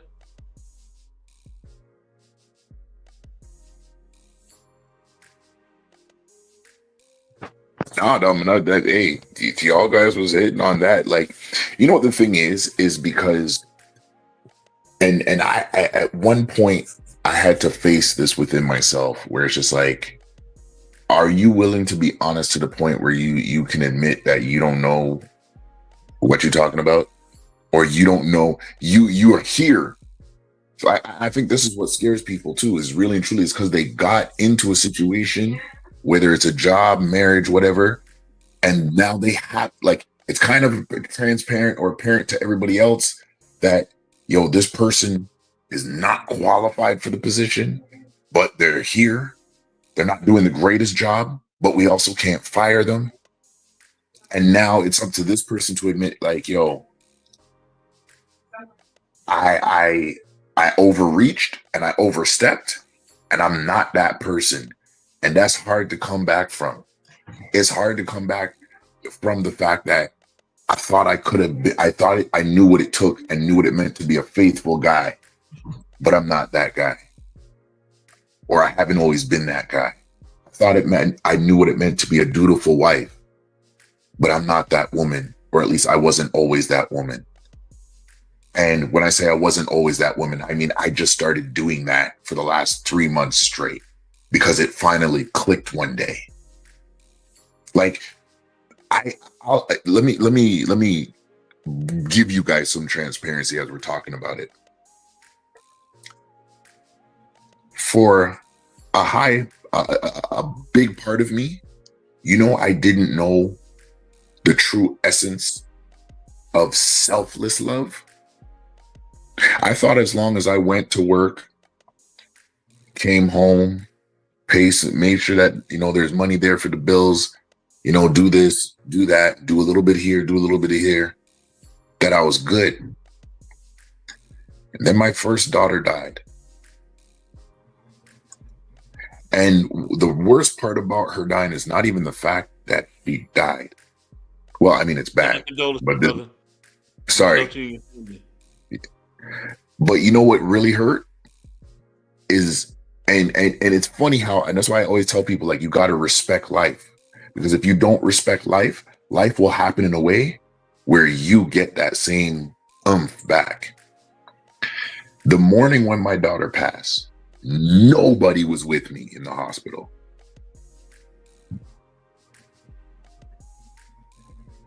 You guys hear what I said? I got Yes, we married did. thinking I knew Yeah. how to love. I got married thinking I knew what it was to be selfless. I got married thinking I knew what it was to actually care and actually love for people beyond what the type of love that you want to give out. And it wasn't until my daughter passed and nobody was there to comfort me in that moment, when the first time I can actually squeeze my daughter is because she's lifeless and she's not feeling no pain. That's when it hit me. And I started asking myself, how many more times am I going to face a bad or hard situation before I get it into my head that I need to be who I say I am at all times, even when I might want to just sit back, kick up my feet and say, I'm tired. Because that's the fact of the matter is, or in my opinion, that is a fact of a matter. We reach for things. We reach for marriage. We reach for jobs. We try to reach for riches, and we don't even have an understanding of what this is about to take from us on a regular basis.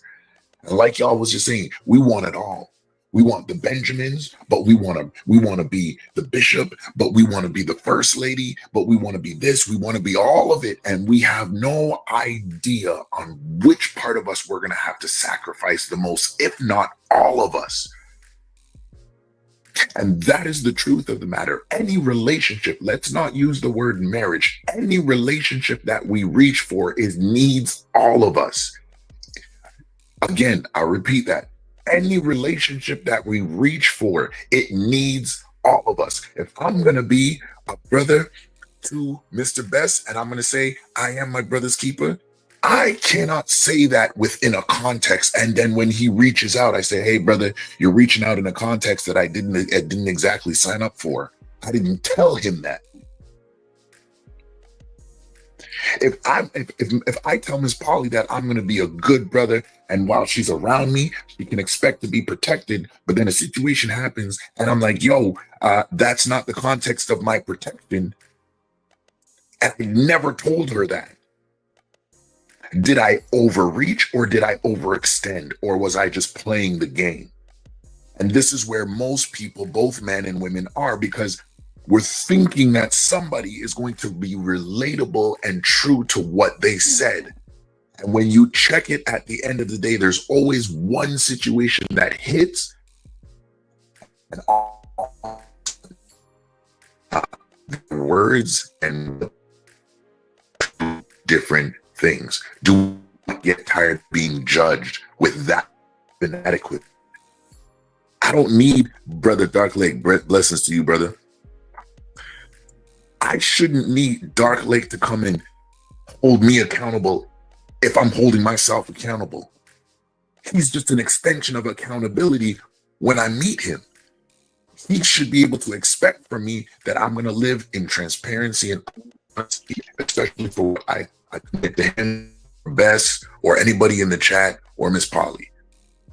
And that, and in my opinion, and I regret every day that my daughter had to pass for me to actually to sink home.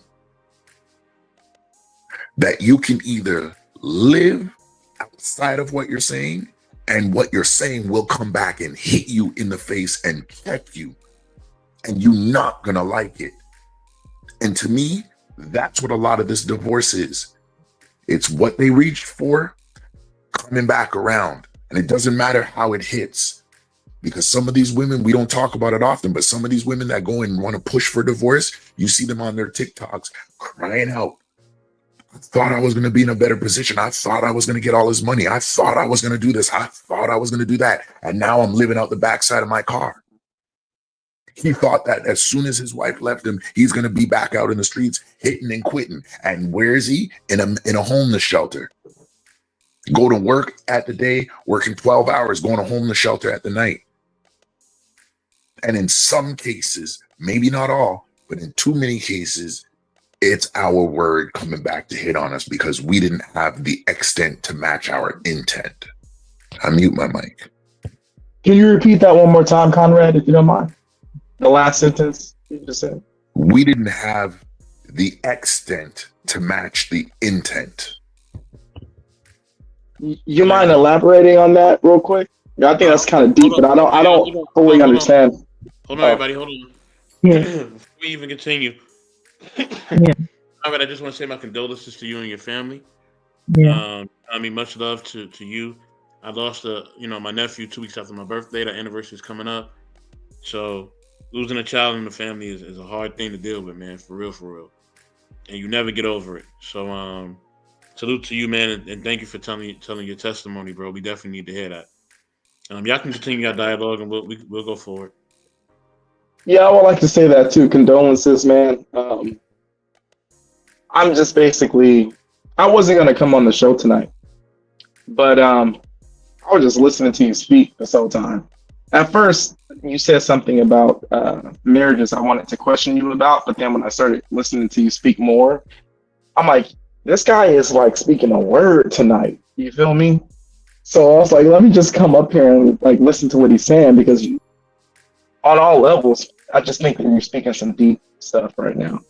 The last sentence that you said that we don't have the extent to match our intent. I believe that's what that was. If you mind elaborating on that a little bit, I know that you were done. You said your mic is muted, but if you mind elaborating on that a little bit, that would help me a lot.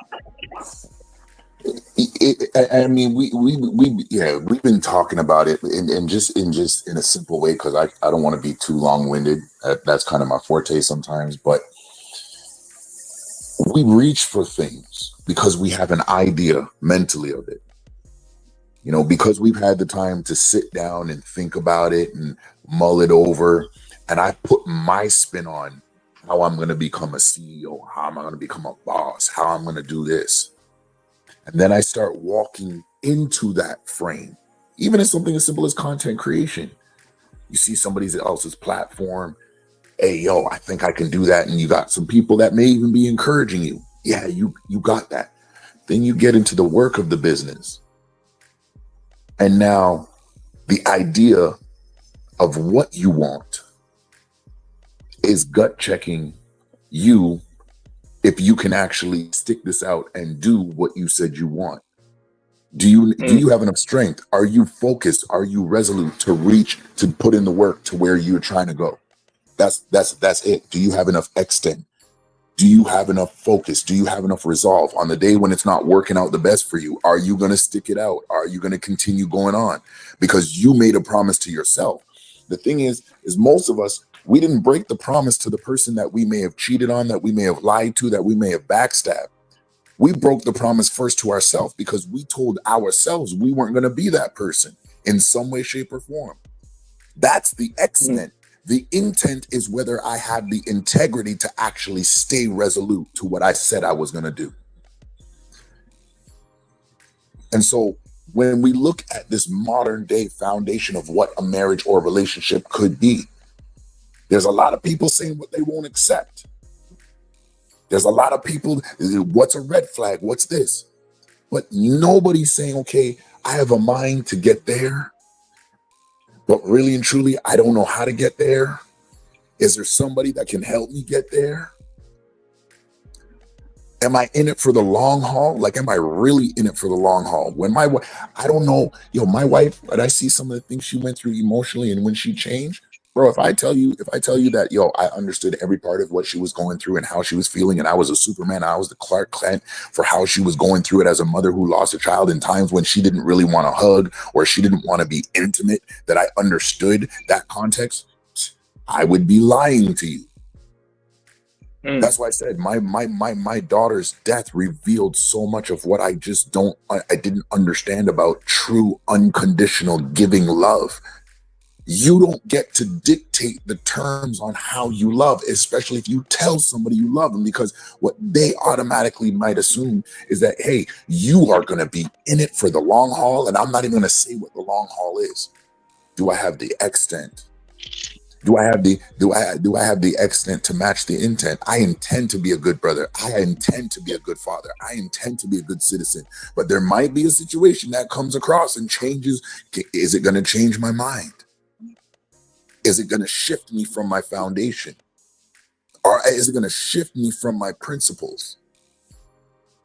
And this is why I'm saying it behooves men. And I'm not dismissing what women are doing at large or nauseum. What I am saying though is, first, if we as men can sit there and take the time to just look at us, no woman, no sexual allure, just you look at you and you ask yourself some of these questions, you'll see that you might just be in a better place taking your time to get to something. And if it doesn't show up the way you want it, then that is completely fine.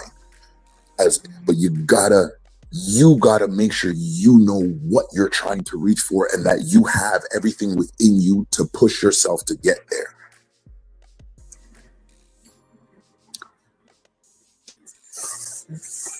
I didn't, bro. Amen. Amen. Yeah, man.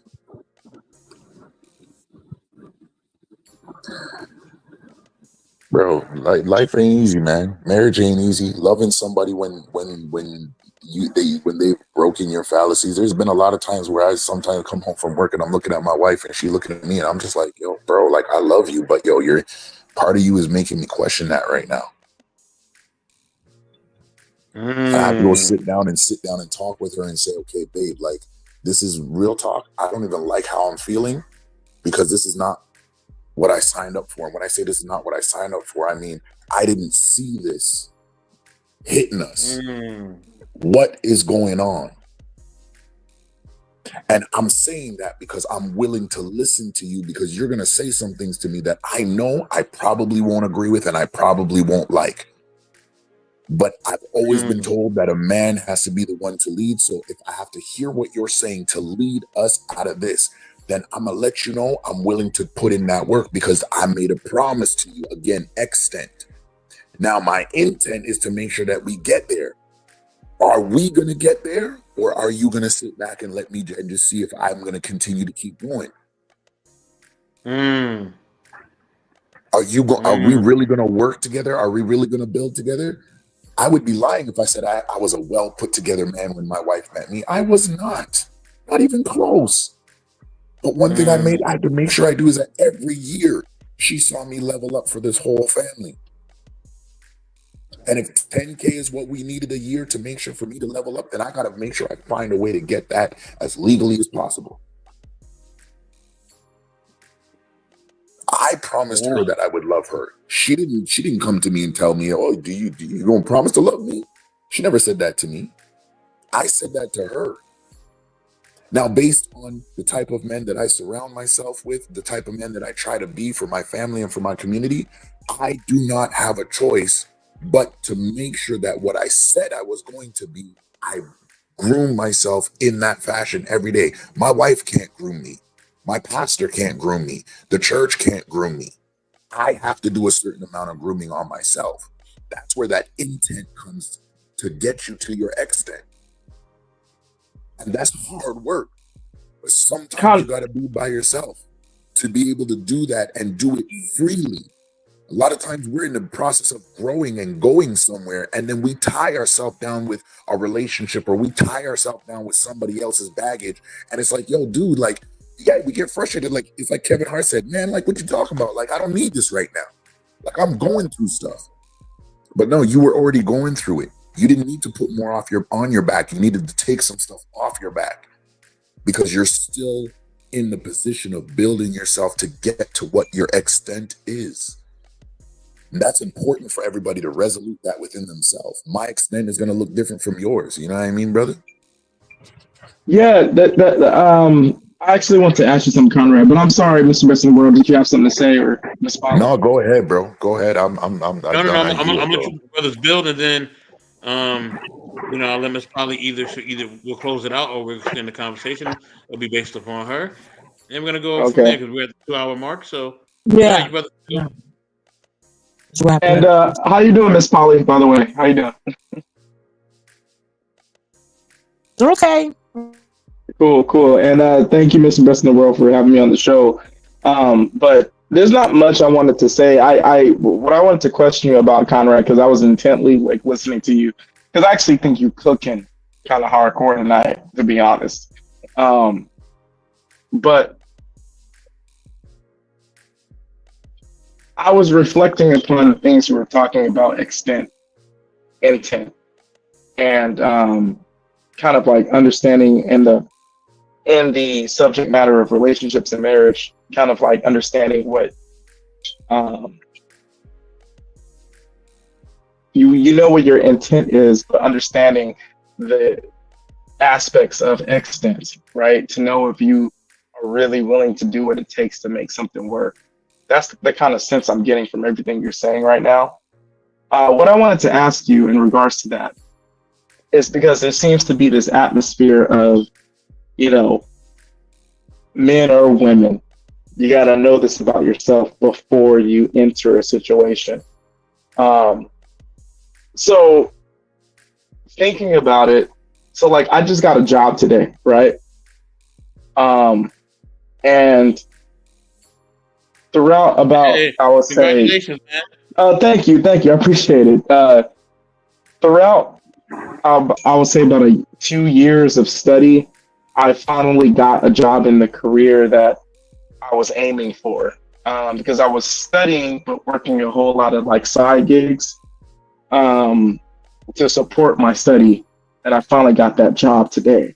And I asked the hiring manager, well, in the interview, because they did like a series of 2 to 3 interviews, and I think they were going to hire like maybe 12 candidates out of like 3,000 or something. And I asked the hiring manager, like, what was it about the interview that let you know that I would be a good fit for this? And they told me it was when I had told them what one of my faults was. And what I told them one of my faults is that before in the past, I would not pursue something if I didn't think I knew how to do it. So when I went to film school, I had kind of learned that, well, you kind of learn as you do things, you know. In film school, I am the director, or I'm the sound guy, or I'm the light guy, or whatever, or the editor. And you have a vision for what you want to do with the team. But you really don't understand how to adapt to a difference of circumstance of that day on set until you're in it, right? And then you could learn from the mistakes you made, and then learn how to work with the team to get the job done, no matter what the trial is at the time. And I juxtaposition that lesson I learned in film school with this new job that has nothing to do with film. But I told them, I was like, that was one of my faults in the past, is that there was a lot of things in my life that I didn't pursue because I knew I didn't know how to do it. But if I gathered the information from film school that, well, no, actually I should still pursue it and I'll learn as I go, then I think that, you know, there was a lot of heartaches and hardships that I could have avoided in my life. So that's what I shared with them in my interview of one of my faults, that before I did not pursue things if I wasn't fully confident that I knew how to do it. But now that's changed. And even though I'm not fully confident that I can do something, I'm still going to pursue it and adopt this mentality that I will learn as I go. So my question to you, Conrad, based on everything you just said, if you could juxtaposition everything you just said about relationships and marriage with what I just said just now, is there any room for that example? Like in a relationship or marriage, learning as you go? Like, is there any grace that comes with that? Like your example, you know, you didn't fully understand what it was like to pursue selfless love until your daughter regrettably passed away. But in a relationship and marriage, shouldn't there be some type of grace or an idea that you as the woman or me as the man and vice versa is learning as we go, right? Or do you think I'm kind of off? And if you don't understand the question, just let me know and I can try to reiterate. No, I was rocking with you the whole time. I heard everything and I got everything that you said loudly and clearly. Now, so I'm gonna address their question and then move from there. With especially within the example you gave, which is brilliant and magnificent, and salute to you, for moving to that next level. You see, the thing is about extent to intent and intent to extent, it's not black and white, right? I painted it in more of a black and white scenario, but it's not black and white. That is going to look different for every person. The foundation of it is that we still must have something. We must have a resolute focus to say, I want to get better, or I want to reach this. How am I going to do that? Because I could say that now and not get everything that I need to get where I'm going now. Proverbs says it like this, where he who gives himself unto counsel, and it's to paraphrase it, he who gives himself unto wise counsel then becomes wise. Do I get wise in one session? No, I've got to sit down time and time again.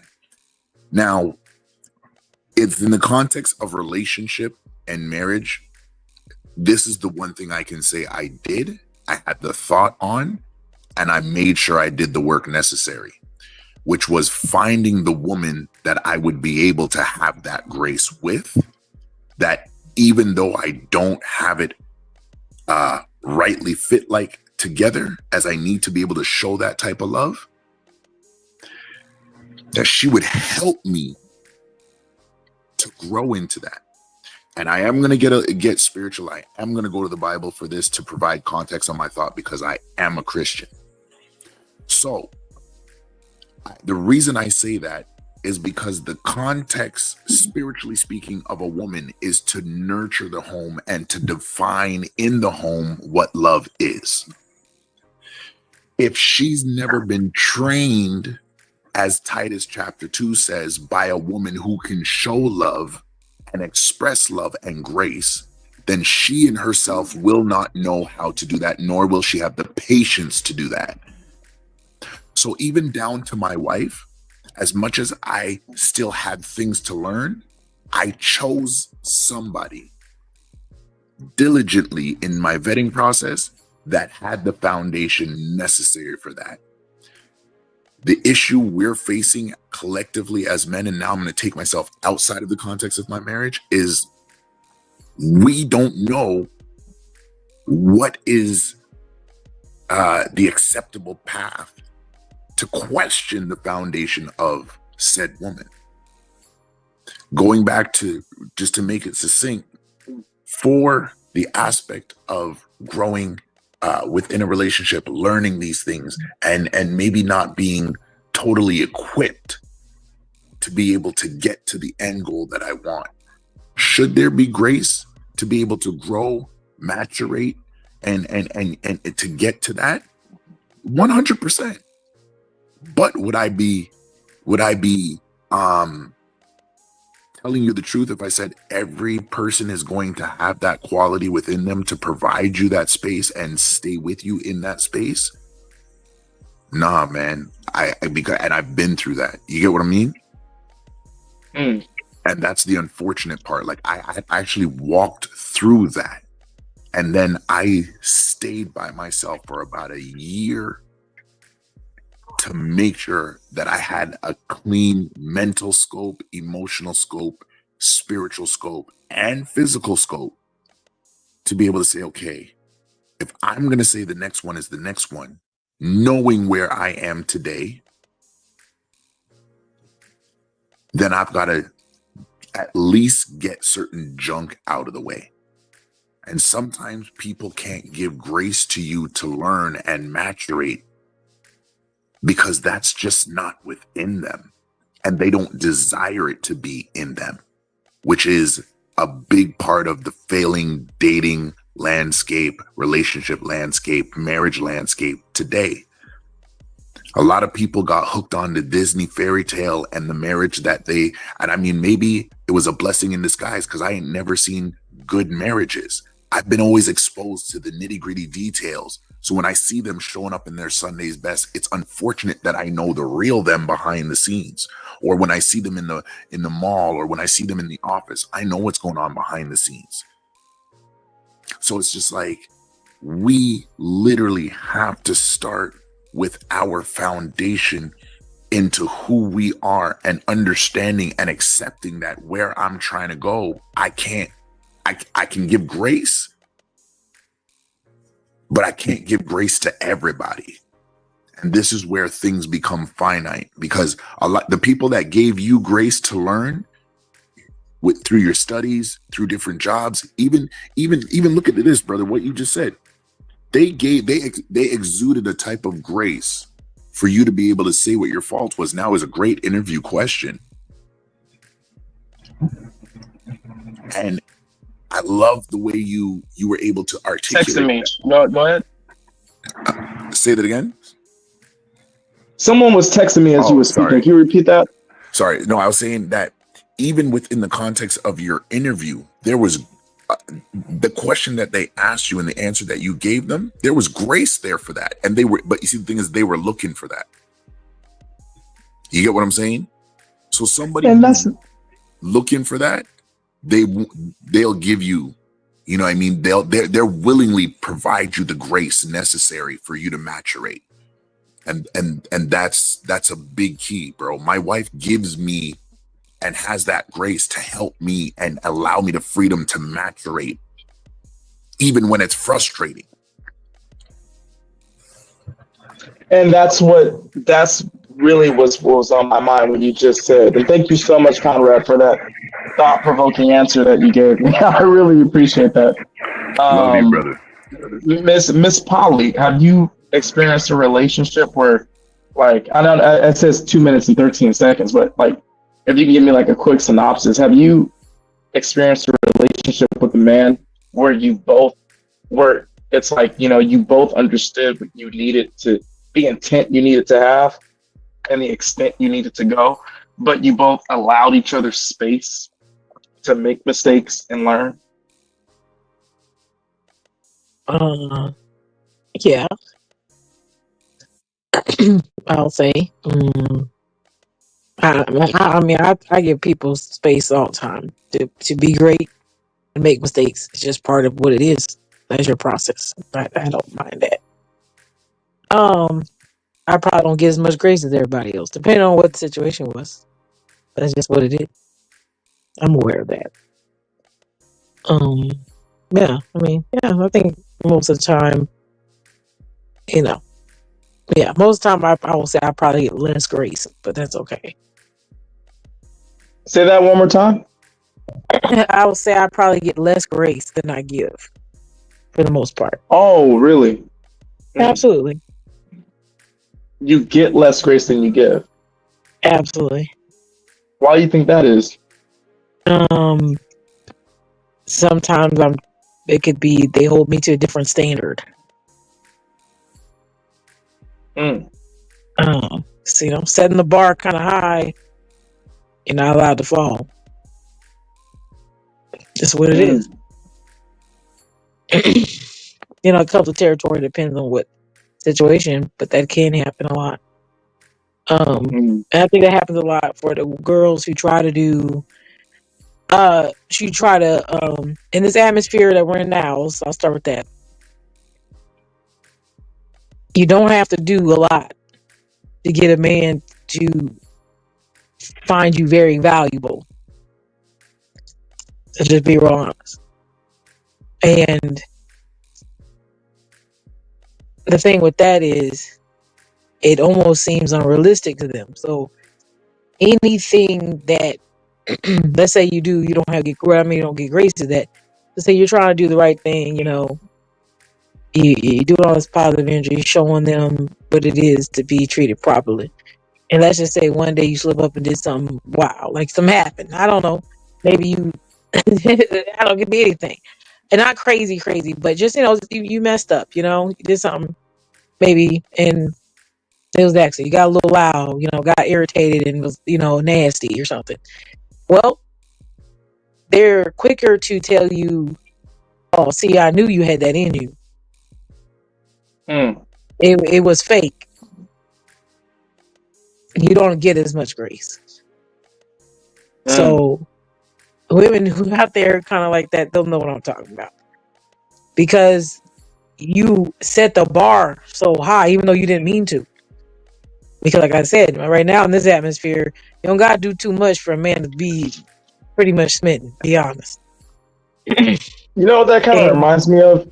I had cussed out this guy last week because I met this guy somewhere. I forgot where I met him. But he was talking to me about how he has like 6 kids, and 2 of the kids are responsible. No, he said 1 kid is irresponsible, but the 5 are like they're on their shit basically, right? And the problem kid, he doesn't make good decisions. He's irresponsible and on drugs and da da da da da. He's told me that since his 5 kids are responsible, right? He's gonna leave them nothing in an inheritance.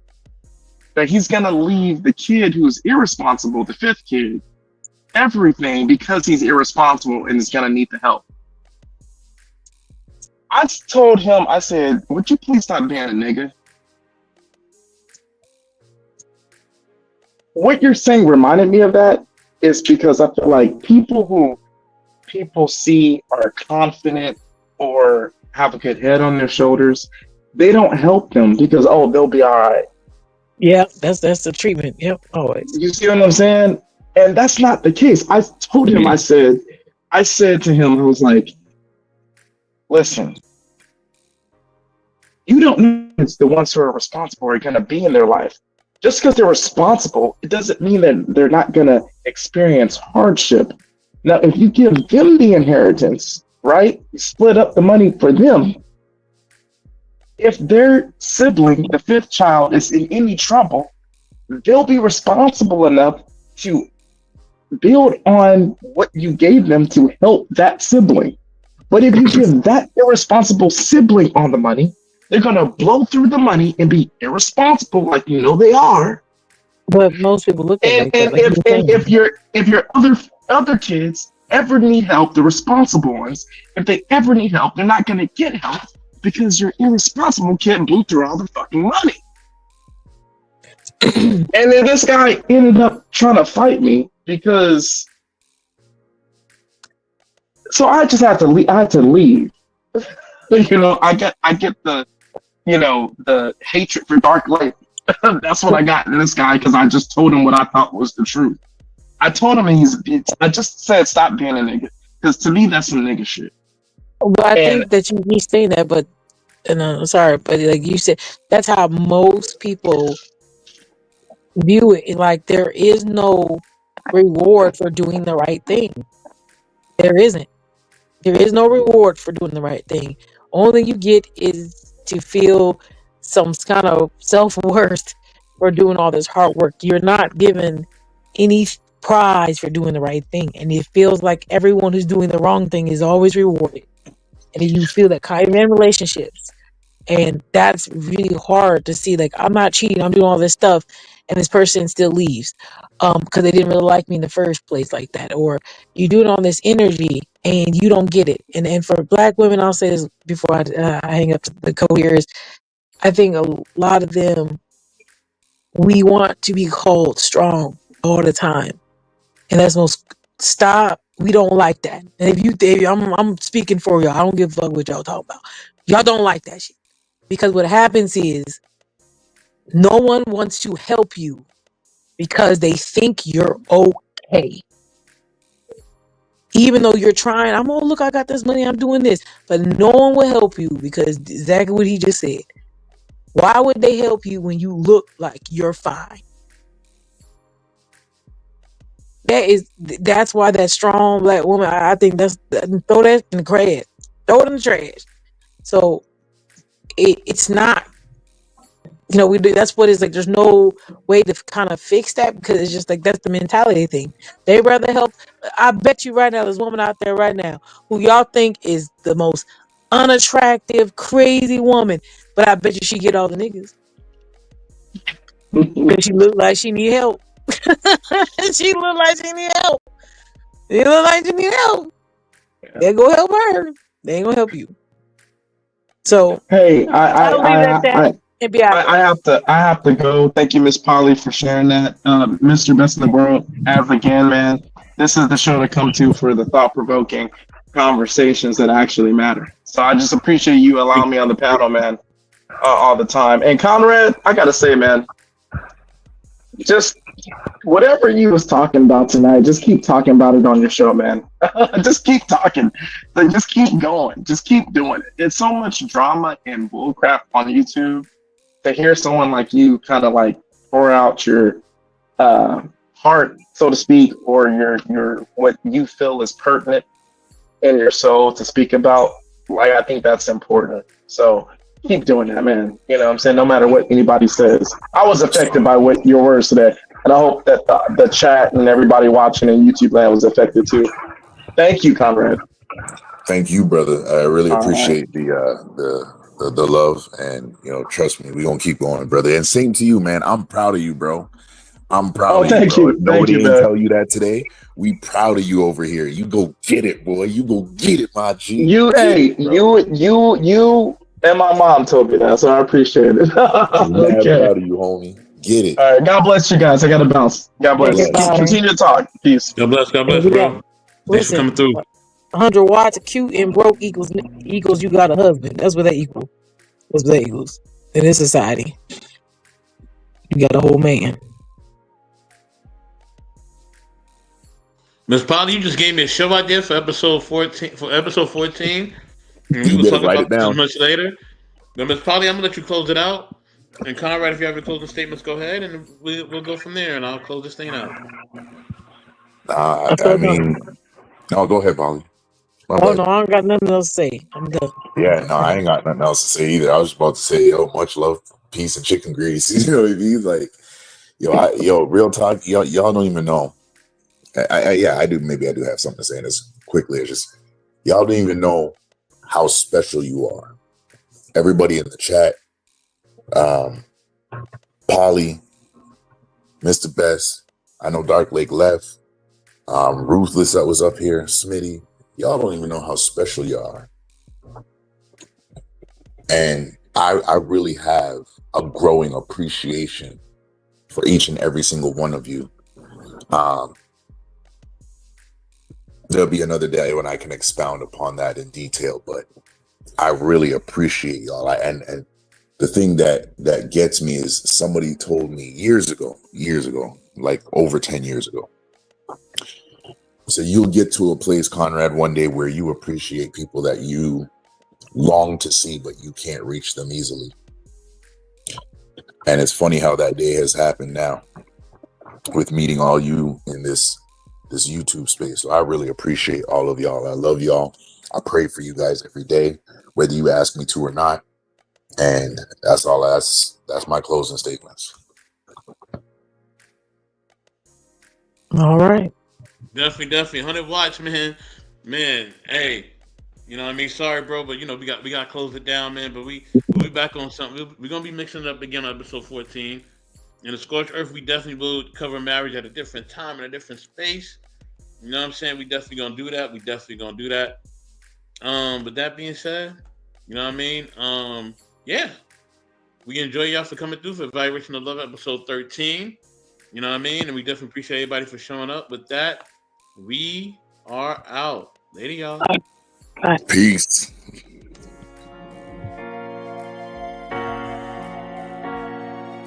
DJ.